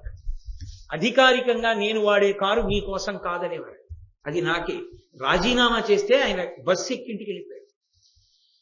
అలాంటి క్రమశిక్షణతో అలా చదువుకుని పైకొచ్చారు. ఒక అబ్రహాం లింకన్, ఒక నెల్సన్ మండేలా, ఒక లాల్ బహదూర్ శాస్త్రి, ఒక అరబిందో, వాళ్ళ జీవితాలు చదవాలి. అవి చదువుకున్న నాడు అసలు చదువు అంటే ఏమిటో తెలుస్తుంది. నాన్నగారిని అవి కావాలి ఇవి కావాలి అని అడగడం కాదు, నాన్నగారికి వచ్చిన జీతంలో తాను ఎక్కడుంటున్నాడో అక్కడ ఎంత కష్టపడి తాను చదువుకోవాలో అర్థమవుతుంది. ఇది జాతికి పెద్దలు అందించిన వారసత్వం. అందుకొచ్చాడు వ్యాసుడు. ఉట్టినే రాడు. వ్యాస భగవానుడు వచ్చాడంటే ఏదో గొప్ప మలుపు తిప్పుతాడు. శోకార్తితో వీళ్ళు ధైర్యాన్ని కోల్పోతున్నారు. ఇప్పుడు దీన్ని వీళ్ళకి తపస్సుగా మార్చాలి. ఎక్కడున్నారో అక్కడే, తృణబిందు మహర్షి అక్కడే ఉన్నారు. చక్కగా తపస్సు చేసి ఈశ్వరానుగ్రహంతో వీళ్ళు విశేషమైన తేజోవంతులు అయ్యేటట్టుగా వీళ్ళు ఉన్న సమయాన్ని ఏర్పాటు చేయాలి. రేపు రాచరికానికి వెళ్ళిపోయి కురుక్షేత్రం అయిపోయిన తర్వాత అంతఃపురంలో ఉండి చక్రవర్తిగా భూమండలాన్ని పరిపాలిస్తుంటే అరణ్యానికి వెళ్ళి 3 నెలలు తపస్సు చేస్తానంటే కాలం కలిసి వస్తుందా? రాదు. దాన్ని అలా సద్వినియోగం చేసుకున్నవాడు ఒక్కడే చెయ్యగలడు. ఎంతమంది లేరండి మహాత్ములు, ఎంతమంది మహానుభావులు లేరు ఈ దేశంలో. మొన్నటి వరకు director general of police department కి అత్యున్నత స్థానానికి వెళ్ళి అంత పెద్ద స్థానాన్ని అలంకరించి పదవీ విరమణ చేశారు.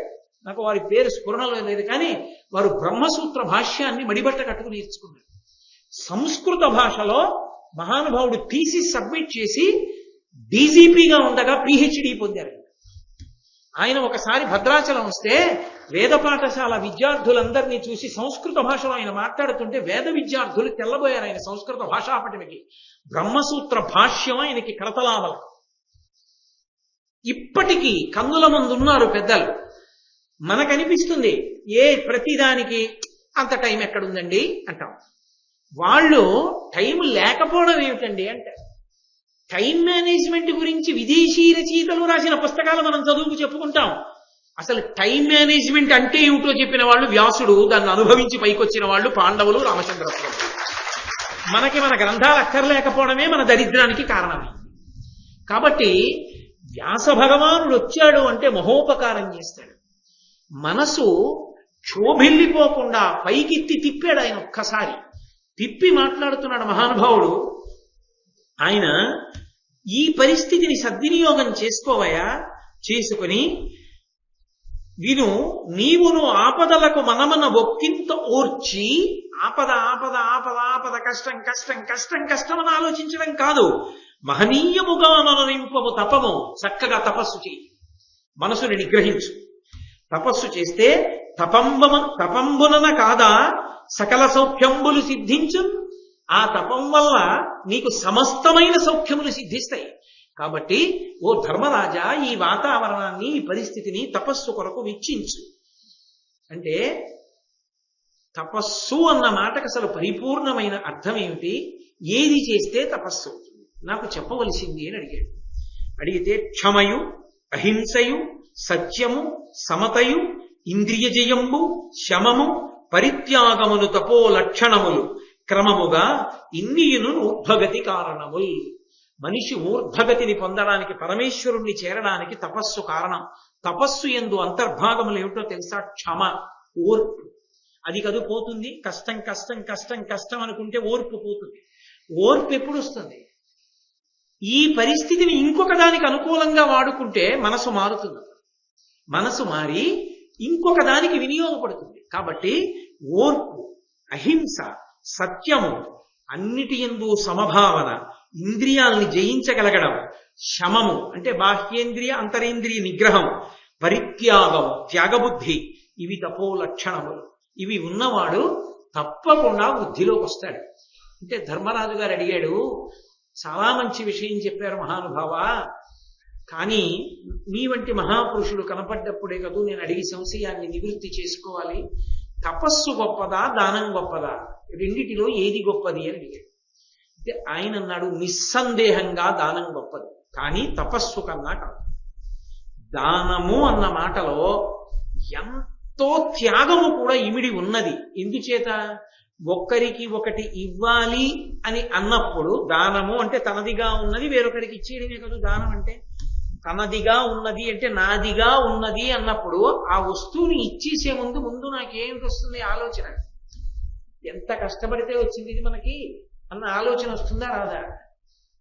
వ్యక్తి ధనాన్ని సంపాదించాలి అంటే ప్రాణాన్ని కూడా పణంగా పెట్టి యుద్ధానికి ఎడతాడు. కత్తి అంచు మీద జీవితాన్ని నిలబెడతాడు. సైనికులు యుద్ధానికి వెళ్ళి యుద్ధాలు చేసి జీతాలు తెచ్చుకోవట్లా. కాబట్టి ప్రాణాలు పణంగా పెట్టి ధనం సంపాదిస్తాడు. సముద్రం మీద ఓడ ఎక్కి ఎక్కడెక్కడికో పోయి వర్తకం చేసి డబ్బు సంపాదిస్తాడు. తన దేశం కాని దేశం, తన వారన్నవారు ఒక్కరు లేని ఎక్కడికో దూరదేశానికి పోయి ఎంతో కష్టపడి డబ్బు సంపాదించుకుంటాడు. ఇంతమందిని వదిలిపెట్టుకోవడం దేనికి అంటే ఆ ఐశ్వర్యం మీద భ్రాంతి, ఆ డబ్బు కోసం వెళ్ళిపోతాడు. అలా ఎంతో కష్టపడి 6 గాలం శ్రమిస్తాడు. ఆకాశం మేఘావృతమై వర్షం పడకముందే నాగలి పట్టుకుని బయలుదేరి గబగబా పొలమంతా దున్ని ఆ వర్షాలు పడేటటువంటి సరి అయిన సమయం చూసి విత్తనాలు చల్లి ఆ పంటని వృద్ధిలోకి తీసుకొచ్చి కోతలు కోసి ఆ పంటని సంరక్షించుకుంటే ధనం వస్తుంది. అలాగే ఎక్కడో కొండలలో కోనలలో ఉండి కష్టాలు పడి డబ్బు సంపాదిస్తారు. ఇంకొకటి దగ్గర దాస్యం చేసి భృత్యులై నీ సేవకుండంటూ నమస్కారాలు పెడుతూ డబ్బు సంపాదిస్తారు. ఇంత కష్టపడితే డబ్బు వస్తుందయా? ఇంత కష్టపడితే వచ్చిన డబ్బుని వెనక్కి చూడకుండా ఇంకోళ్ళకి ఇచ్చేయడం అంటే తేలికైన విషయం ఏం కాదు ధర్మరాజా. దానం చాలా గొప్పది. ఆయన ఇచ్చేస్తున్నాడంటే ఆయన ఇస్తాడండి అనడం కాదు. ధనానికి ఓ లక్షణం ఉంటుంది. రూపాయి ఉంటే 2 అవ్వాలని ఉంటుంది, 2 అయితే 4 అవ్వాలని ఉంటుంది తప్ప మనకి రూపాయి చాలు కదా అని మిగిలింది ఇద్దామన్న భావన అందరికీ రాదు. చాలా కష్టం దానం చేయడం. కాబట్టి దానము చాలా గొప్పదే. కానీ దానమునందు ఒక పెద్ద ప్రమాదం ఒకటి ఇమిడి ఉంది. ఈ లోకంలో చాలా మంది అడుగుతూ ఉంటారు. చాలా మంది వేసేటటువంటి ప్రశ్నకి మహాభారతంలో జవాబు, వ్యాసుడు చెప్తున్న జవాబు. అందుకే మహాభారతం చదువుకుంటే తెలియనటువంటి ధర్మ సూక్ష్మం ఉండదు. ఏ విషయంలో అనుమానమైనా భారతంలో తీరిపోతుంది. అందుకే ఇది పంచమ వేదమైంది. ఆయన అన్నాడు, అన్యాయార్జితమైన విత్తమున చేయంబూను దానంబు మూర్ఖన్యాయంబది దాన చేసి ఫలపాకం వేమియుం లేదు యుక్త న్యాయార్జితమించుకంతయైనం కాలంబు దేశంబు సమ్మాన్యంబై తగ పాత్ర యోగమున సౌమ్యంబై ఫలించును తుదిన్. ఓ ధర్మరాజా, దానము అన్న మాటలో ఎన్నో విశేషాలు ఉన్నాయి. దానము అంటే ఏదో ఇచ్చేయడం కాదయ్యా. ఒక్కొక్కరు చూడు, అన్యాయం చేసి బోలెడంత డబ్బు సంపాదిస్తాడు. అది న్యాయార్జితమైన విత్తం కాదు. అది న్యాయంగా తలపుచ్చుకున్నది కాదు. అన్యాయంగా ధర్మ విరుద్ధంగా ఎంతో డబ్బు తెచ్చాడు. తెచ్చి అందులోంచి కొంత డబ్బు పెట్టి ధార్మిక కార్యం ఏదో చేశాడు, పుణ్యం చేశాడు. ఇప్పుడు అతనికి పుణ్యం వస్తుందా? దీనికి నేను పెద్ద ఉదాహరణలు అవి చెప్పక్కర్లేదు. అన్యాయార్జితం తెచ్చి పెట్టుకున్నాడు, 1,00,000 రూపాయలు అనుకోండి. అందులోంచి 10,000 రూపాయలు ఈశ్వరుడికి ఏదో ఇచ్చాడు. ఓ దేవాలయానికి ఇచ్చాడు, లేకపోతే అన్నదానానికి ఇచ్చాడు, లేకపోతే బట్టలు దానం చేశాడు, లేకపోతే ఓ చెరువు తవ్వించాడు, ఓ నుయ్యి తవ్వించాడు, పూల మొక్కలు వేశాడు. ఏదో దేవాలయానికి వచ్చేటటువంటి వాళ్ళకి ఉపకారం జరిగేటట్టుగా కొంత సేవ చేశాడు. ఆయనకి పుణ్యం వస్తుందా? రాదు. కారణం ఏమిటంటే మూలము ప్రధానం. అసలు చెయ్యడానికి ఆ ద్రవ్యం ఎక్కడిది? నీకు అన్యాయం చేసి సంపాదించావు. అన్యాయం చేసి సంపాదించిన దాంతో నువ్వు ఎంత పుణ్యం చేసినా పుణ్యం ఇవ్వరు. ఎందుకని? అన్యాయార్జితమైన ద్రవ్యముతో చేసిన పుణ్యము వలన ఏ పుణ్యము సమకూడదు. అదే న్యాయార్జితమైనటువంటి సంపాదనలోంచి ఒక్క 10 పైసలు దానం చేస్తే సమృద్ధి అయినటువంటి ఫలితాన్ని ఇస్తుంది. ధార్మికుడు చేసే దానానికి అంత శక్తి ఉంది. మీరు ఏమనుకోకపోతే నేను ఒక మాట చెప్తా. శాస్త్రం తెలిసి ఉండడం అంటే ఒకానొకప్పుడు చంద్రశేఖరేంద్ర సరస్వతి మహాస్వామి కంచికామకోటి పీఠాధిపత్యం వహించిన మహాపురుషుడు, అపరశంకర భగవత్పాదు, ఈ భూమి మీద నడిచిన శివావతారం అది. వారు కూర్చునుండగా ఒక వ్యక్తి తీసుకొచ్చి దగ్గర చాలా డబ్బు కట్టలు అక్కడ పెట్టి, ఈ డబ్బు పీఠానికి తీసుకోవలసింది అన్నాడు. ఆయన ఒక్కసారి ఇలా తలెత్తి చూశారు. ఆయన గొంతు కూర్చునేవారు సత్యదండం పట్టుకుని. ఇలా తలెత్తి చూశారు. ఆయనకి అర్థమైపోయింది ఆ డబ్బు ఎక్కడి నుంచి వచ్చిందో.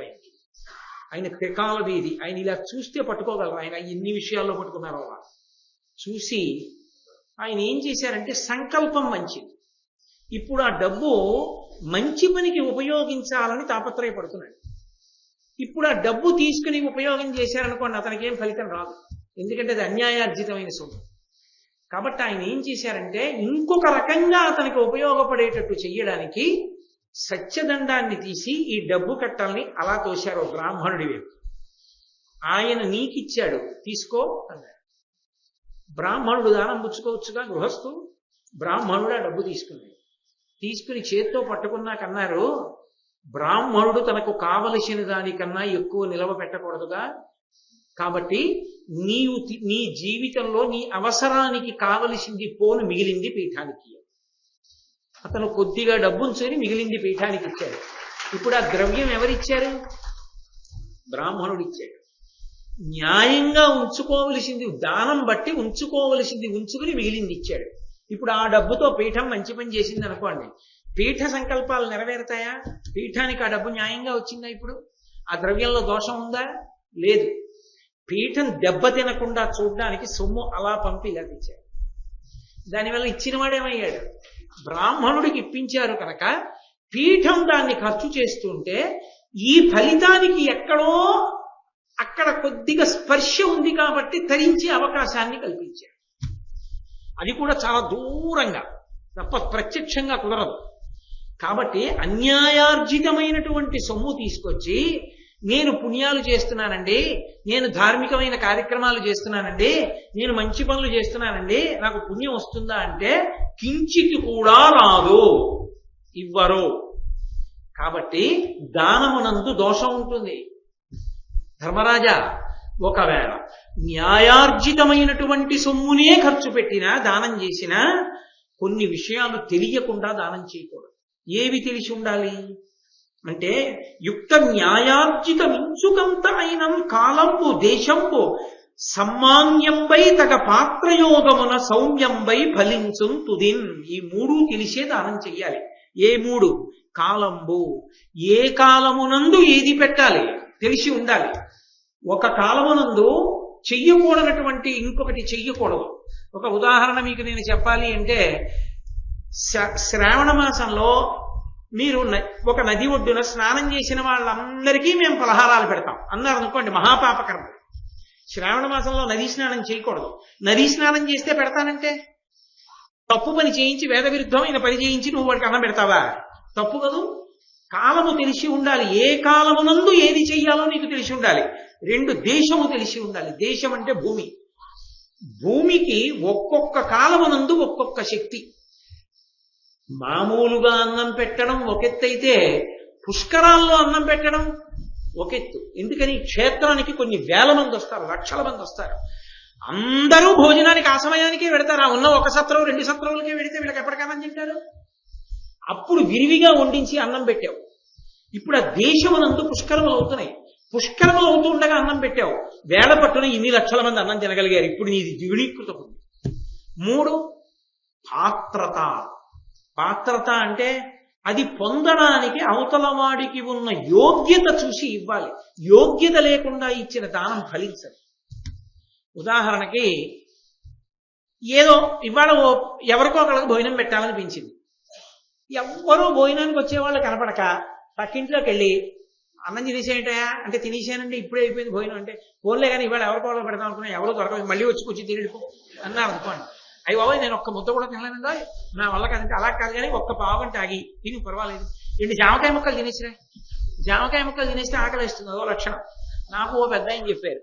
కాబట్టి ఆ 2 జామకాయ ముక్కలు తినేసి ఓ పావుగంట ఆగిరా అని వాడిలో కడుపులో కొంచెం చురుకుమన్నట్లు అనిపించి జామకాయ ముక్కలు తిని వచ్చి కూర్చున్న తర్వాత వాడికి బలవంతంగా పప్పు, బలవంతంగా కూర ఇస్తే, అమ్మ వద్దన్నాను కదండి అని తలకో కిసరు నోట్లో రాసుకుని వదిలేసి వెళ్ళిపోయాడు అనుకోండి, పెట్టేశాను పోయి. ఎందుకది? ఆకలితో ఉండి అమ్మా చచ్చిపోతున్నానమ్మా భవతి భిక్షాందేహి అన్నవాడికి పట్టుకెళ్ళి పట్టిడు పెట్టు, మహాపుణ్యం. వాడు తినాలి, చచ్చిపోతాడు లేకపోతే. పాత్రత ఎరిగి పెట్టినది, దేశం ఎరిగి పెట్టినది, కాలం ఎరిగి పెట్టినది దానమునందు వర్తిస్తుంది. అలా కాకుండా పెట్టినది వర్తించదు, అది ప్రమాదాన్ని తీసుకొస్తుంది. కాబట్టి దానమునందు ఈ ఇబ్బందులు కొన్ని ఉన్నాయి. అందుకే ఈ 3 తెలిసి దానం చేసేటప్పుడు ఎంత దానం చేశావన్న దానితో తరించడానికి సంబంధం ఉంది. దేశము, కాలము, పాత్రత 3 కలిసి వస్తే చిన్న దానం కైవల్యానికి వెళ్ళిపోవడానికి కారణం. అలా ఉందా అని అడిగాడు ధర్మరాజు గారు. ఉంది, నీకు ఒకటి చెప్తాను నేను అని వ్యాసుల వారు చెప్తున్నారు. ముద్గలుడు అని ఒక మహర్షి. ఆ ముద్గలుడు బ్రాహ్మణుడు. ఆయన ఒక వ్రతం చేస్తుండేవాడు. ఏమిటి ఆ వ్రతం అంటే, ఆయన 14 రోజులు ఉపవాసం ఉండి 15వ రోజున అన్నం తింటాడు. తాను ఒక్కడే కాదు, తన భార్య, తన బిడ్డలు కూడా అంతే. ఉంచవృత్తి చేస్తాడు. ఉంచవృత్తి అన్న మాటకు అర్థం ఏంటంటే భిక్షాటన చేయడము అని కాదు. ఈ కంకులు నిరుపుతారు, ధాన్యాన్ని కింద పడేటట్టు చేసి బస్తాలకు ఎత్తుతారు. ఇక యజమాని దాన్ని ఏరుకోడు, యజమాని పట్టుకెళ్ళాడు, వదిలేశాడు. మట్టిలో అన్నదాన్ని పొలానికి వెళ్ళి మట్టిలో ఉన్న ఒక్కొక్క గింజే ఏరాలి. ఇలా ఎత్తి మట్టి ఇలా ఇలా ఇలా ఇలా అని పొయ్యకూడదు, ఒక్కొక్క గింజే ఏరాలి. అలా ఒక్కొక్క గింజ చప్పున పాడ్యమి నుంచి చతుర్దశి వరకు ఉపవాసం చేసేవాడు. పౌర్ణమి నాడు ఖచ్చితంగా ఈ 14 రోజులు ఒక్కొక్క ఒడ్డు గింజ చప్పున ఉంచి వృత్తిలో రైతు విడిచిపెట్టేసినటువంటి ధాన్యపు గింజల్ని ఏరి కుంచెడు చేసేవాడు. ఆ కుంచెడైనటువంటి అవి తీసుకొచ్చి వాటిని 4 కుంచాలు చేసేవాడు. 4 కుంచాల ధాన్యాన్ని పౌర్ణమి నాడు బియ్యంగా మార్చి అన్నం వండేవాడు. అన్నం వండి తినేవాడు కాదు. ఈ అన్నం వండిన తర్వాత దేవతలకి పితృదేవతలకి నివేదన చేసి ఒక అతిథిని పిలిచేవాడు. పిలిచి ముందు అతిథికి కడుపు నిండా అన్నం పెట్టేవాడు. ఆయనకి అన్నం పెట్టేటప్పుడు పరమ సంతోషంతో పెట్టేవాడు. ఎంత తింటే అంత. తత్ ఉచ్ఛిష్టం అంటే మిగిలిపోయిన శేషం ఏదుందో ఆ శేషాన్ని తాను, తన భార్య, తన బిడ్డలు కలిసి తినేవాడు. మళ్ళీ ఆ పౌర్ణమి వెళ్ళిపోయిన పాడ్యమి దగ్గర నుంచి మళ్ళీ చతుర్దశి వరకు ఉపవాసం ఉండి మళ్ళీ ఒక్కొక్క ఒడ్డు గింజ చప్పున ఏరుకుంటూ పాత్రలో వేసి అమావాస్య వచ్చేటప్పటికి మళ్ళీ 4 కుంచాల వడ్లు చేసేవాడు. చేసి మళ్ళీ ధాన్యం వండి మళ్ళీ అన్నం వండి వచ్చిన అతిథికి పెట్టి ఆ శేషాన్ని మళ్ళీ తింటుండేవాడు. దేవతలకి పితృదేవతలకి పెట్టి అమావాస్య అయితే పితృహోమం కూడా చెయ్యాలి. చేసి అప్పుడు తింటుండేవాడు. ఇలా జరుగుతుండేది. ఇలా జరుగుతుండగా ఒకానొక సమయంలో దుర్వాసో మహర్షి వచ్చాడు. దూర్వాసుడు అంటుంటారు. దూర్వాసుడు కాదు, ఆయన పేరు దుర్వాసుడు. దుర్వాసో మహర్షి వచ్చారు. ఆయన రావడం ఎలా వచ్చారు? దుర్వాసో మహర్షిగా వస్తే పెట్టడం పెద్ద విశేషం కాదు. బట్టలన్నీ చింపేసుకుని ముక్కలు ముక్కలుగా బట్టలు వేలాడుతుంటే ఒంటి నిండా మట్టి పూసేసుకుని జుత్తంతా చింపిరి జుత్తు చేసేసుకుని విపరీతమైన ఆకలితో ఉన్నవాడిలా వీళ్ళు ఇక అన్నం తినడానికి కూర్చునే సమయానికి ఆయన గబగబా వచ్చాడు. వచ్చి ఆకలిగా ఉందాయా అన్నం పెట్టండి. ఆ ఉన్న అన్నం అంతా తీసి ఎంత పెట్టినా తినేశాడు. తినేసి విస్తట్లో వేయి అని తినేసి ఆఖరణ పాత్రలో ఉన్నది పెట్టేశాక బ్రేవం తీంచి ఉత్తరాపోసనం బట్టి ఆ మిగిలిన అన్నం అంతా తీసి ఒంటికి రాసేసుకున్నాడు. రాసేసుకుని వెళ్ళిపోయాడు. కించిత్ బాధపడ్డాడు. అతిథి వచ్చాడు, పెట్టాను, కుండలోది సరిపోయింది, అతిథికి చాలు అనుకున్నాడు. 14 రోజులకు ఒక్క మాటే తింటాడు. బెంగ పెట్టుకోలేదు. ఆయన భార్య బిడ్డలు బెంగ పెట్టుకోలేదు. మళ్ళీ వెళ్ళి ఏరి తెచ్చాడు. ఇప్పుడు అమావాస్య వచ్చింది. మళ్ళీ తినబోతున్నాడు. మళ్ళీ అలాగే వచ్చాడు దుర్వాసో మహర్షి. మళ్ళీ పెట్టమన్నాడు. మళ్ళీ పెట్టాడు. మళ్ళీ తినేశాడు. మళ్ళీ ఒంటికి రాసుకున్నాడు. మళ్ళీ వెళ్ళిపోయాడు. ఇలా పౌర్ణములు అమావాస్యలు కొన్ని గడిచాయి. ఆయన వస్తున్నాడు, తింటున్నాడు, వెళ్ళిపోతున్నాడు. అన్నంబు వెట్టెన తడుతది అన్నంబంతయును కుడిచి ఆత్మదనిసి శేషాన్నంబు మేన నిండగా సన్నుతుడు అలదికొని మొగుడ చనియే నిజేచ్ఛన్. ఆ అన్నాన్ని ఒంటికి రాసుకొని వెళ్ళిపోతుండేవాడు. వచ్చాడు ఓ రోజున. మళ్ళీ వచ్చి ముద్గలా అన్నం పెట్టన్నాడు. అంటే మళ్ళీ అన్నం పెడుతున్నాడు.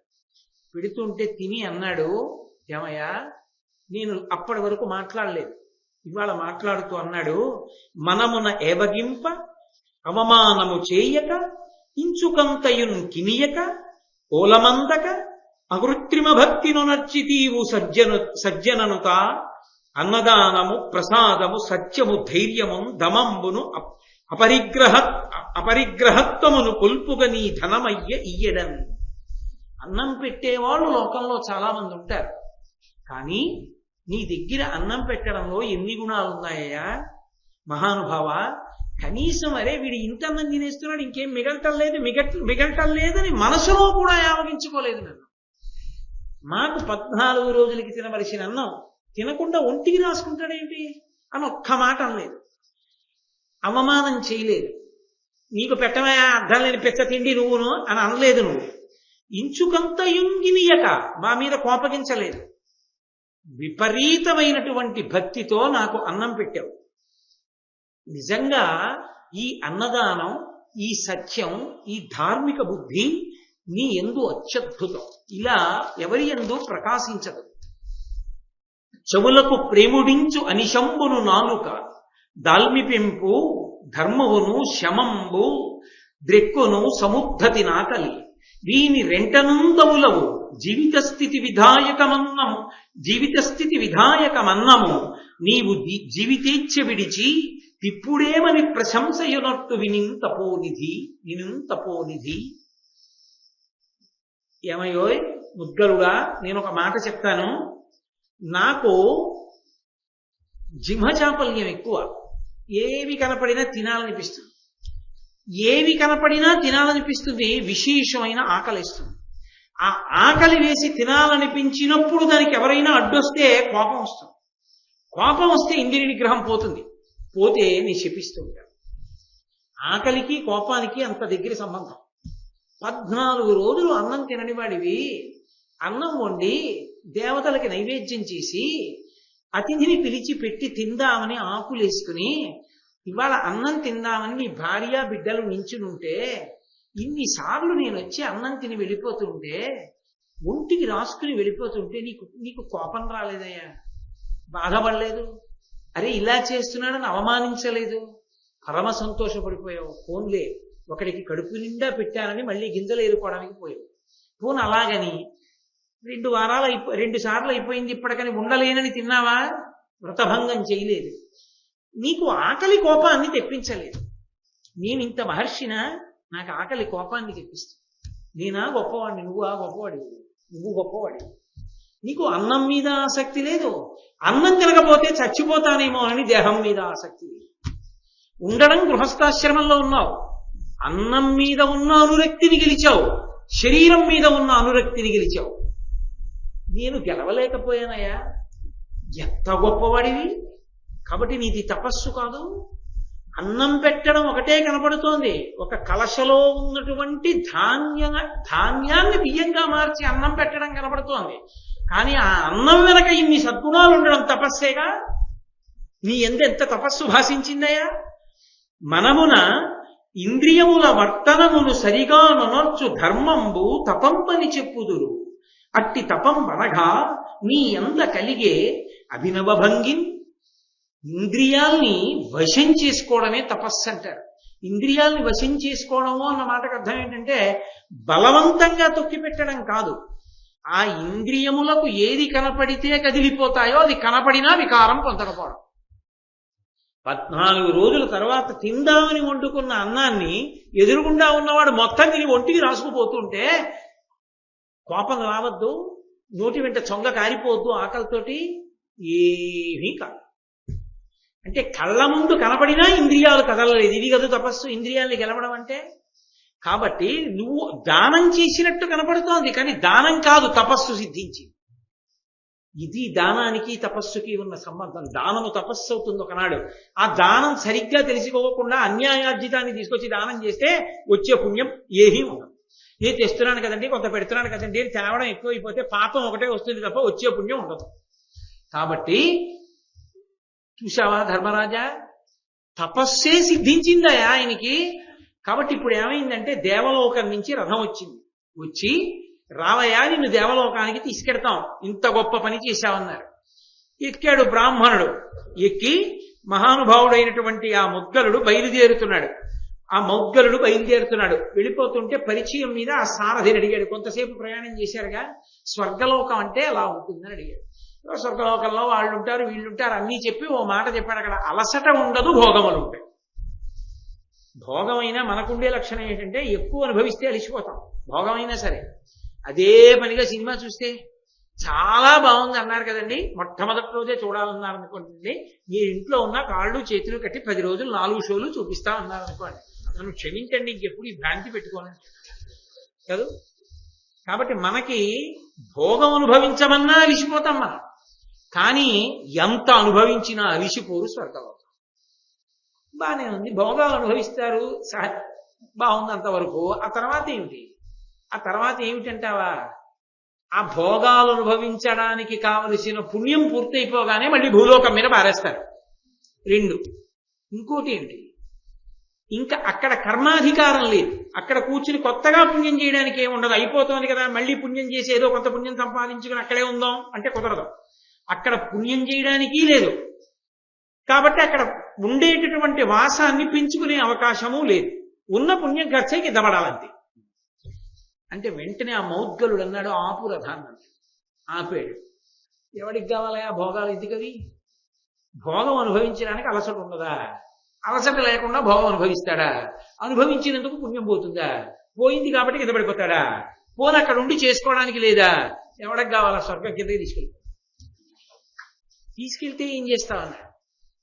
జ్ఞానం సంపాదించుకుంటాడు. అది వైరాగ్యం అంటే. ఇప్పుడు వైరాగ్యం వచ్చింది ఆయనకి భోగాల మీద. నిరపేక్షగా కిందకు వచ్చేసాడు, దింపేశారు భూమి మీద. అన్నిటి యందు సమత్వ బుద్ధిని పెంచుకున్నాడు. కష్టం లేదు, సుఖం లేదు. వృషద్విచిత్ర తల్పయో భుజంగముక్తిక స్రజో గరిష్ట రత్నలుష్టయో సూర్యపక్షపక్షయో తృణారవింద చక్షుషో ప్రజాపహీ మహేంద్రయో సమప్రవర్తయన్మన కదా సదా శివం భజే అంటారు. అన్నిటి యందు సమానమే. అరణ్యం అయినా ఒకటే, ఇల్లు అయినా ఒకటే, వజ్రం అయినా ఒకటే, మట్టి బెడ్ అయినా ఒకటే. అలా సమత్వ బుద్ధిని పొంది నిరంతరము భగవంతుని ధ్యానం చేసిన కారణం చేత విశేషమైనటువంటి జ్ఞానాన్ని పొంది, ఏ జ్ఞానమును పొందడం చేత ఇక మళ్ళీ పుట్టవలసిన అవసరం లేదో అటువంటి జ్ఞానమును పొంది ఇక పుట్టవలసిన అవసరం లేకుండా శరీరాన్ని విడిచిపెట్టి జీవన్ముక్తుడై పరమేశ్వరునిగా ఆత్మగా నిలబడిపోయాడు. కాబట్టి దానంతో ఒక్క కలశలో ఉన్నటువంటి ధాన్యాన్ని సక్రమంగా దేశము, కాలము, పాత్రత ఈ మూడు తెలుసుకుని దానం చేయడం మొదలు పెట్టడం తపస్సే అయింది. కాబట్టి తపస్సు దానము విడదీయడం కుదరదు. ఎప్పుడు దానం విడిపోతుంది తపస్సు కన్నా? అన్యాయంతో ధనం కలిస్తే తప్ప. ఈ మూడు తెలిసి దానం చేసినటువంటి న్యాయార్జితమైన విత్తము వలన తపస్సులోనికే ప్రవేశిస్తాడు. ప్రవేశించి ఆ తపస్సు జ్ఞానమునకు కారణమవుతుంది. ఆ జ్ఞానము చేత మోక్షాన్ని పొందుతాడు. కాబట్టి ధర్మరాజా, అసలు ఈ తపస్సు చేత సాధించుకోలేని విశేషము లేదు. కానీ తపస్సు చెయ్యడానికి యోగ్యమైన దేశము, యోగ్యమైన కాలము, యోగ్యమైన పరిస్థితి నీకు ఇప్పుడు అనుకూలించే. కాబట్టి ఇక ఎంత మాత్రం ఆలస్యం చేయకుండా, కొద్ది నెలలు మిగిలి ఉంది నీకు ఇంకా 12వ సంవత్సరంలో, ఇక ఇది దాటిపోయిందా నీకు కుదరదు. కాబట్టి చక్కగా తపస్సు చేయి. చూడండి, క్షేత్రాలకు వెడతాం. క్షేత్రానికి వెళ్ళిన తరువాత ఒక అద్భుతం ఉంటుంది. ఒక్క మాట గోవిందా అన్నారనుకోండి, 1,000,000 మాటలు గోవిందా అన్నట్టు. ఇంట్లో కూర్చుని 1,000,000 మాటలు గోవిందా అంటేనే 1,000,000 మాటలు గోవిందా. అక్కడ ఒక్క మాట గోవిందా అంటే చాలు. కాబట్టి వెంకటాచలం వెళ్ళాం. వెంకటాచలం వెడితే అదే పనిగా ఆనందనిలయంలోకి వెళ్ళిపోవాలని ఏం లేదు. చక్కగా వచ్చి కూర్చుని సిద్ధభూములు ఉన్నాయి. పైన తరిగొండ వెంగమాంబ గారి బృందావనం ఉంది, పాపనాశనం ఉంది, ఆకాశగంగ ఉంది. అలాంటి చోటికి వెళ్ళి కూర్చుని విష్ణు సహస్రనామ స్తోత్ర పారాయణం చేశామనుకోండి, లలితా సహస్రనామ స్తోత్ర పారాయణం చేశామనుకోండి, మహాభారతం పట్టుకెళ్ళి ఆరణ్య పర్వంలో మార్కండేయ మహర్షి చెప్పిన విషయాలన్నీ ఒక్కసారి చదువుకున్నాం అనుకోండి, 1,000,000 మాటలు పారాయణ చేసిన పుణ్యం. ఒక 3 రోజులు వెంకటాచలం కొండ మీద ఉండి సుందరకాండ చదువుకుని వచ్చాడు అనుకోండి, 1,000,000 మార్లు సుందరకాండ పారాయణ చేసుకున్నట్టు. అది దేశము కాలము వలన సంప్రాప్తమవుతాయి. అక్కడికి వెళ్ళి కూడా వేళపట్టున పడుకోవాలి, వేళపట్టున తినాలి. ఎక్కడైనా 1 గంట మిగిలితే షాపింగ్కి వెళ్ళిపోవాలి అంటే 1,000,000 మాటలు క్షేత్రంలో షాపింగ్ చేసిన ఫలితం వస్తుంది. ఏమిటి ఉపయోగం నీకు దానికి? ఏమైనా ఉపయోగం ఉందా?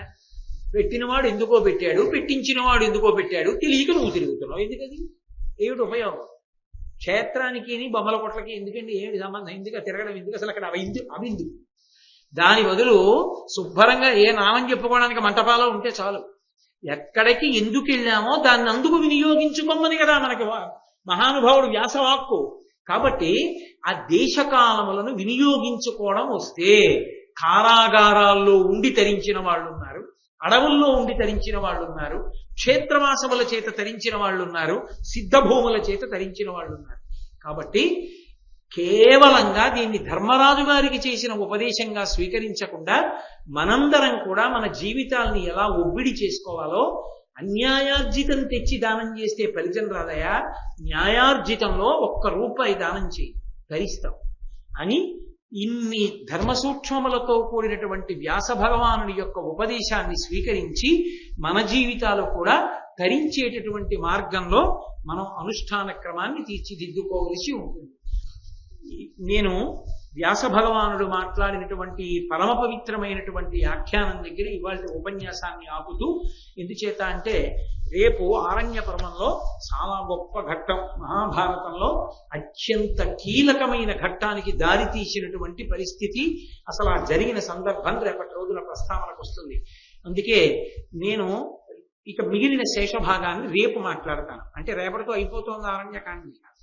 కాబట్టి ఒక్క నిమిషం మీరు ఓపిక పడితే నేను మంగళం చెప్పి, రేపటి రోజున నూతన సంవత్సర ప్రారంభ దినం కాబట్టి రేపటి విశేష కార్యక్రమాలు ఏ ఉంటాయి దేవాలయంలో అన్న దాని గురించి ఒక్కసారి మాట్లాడతాను.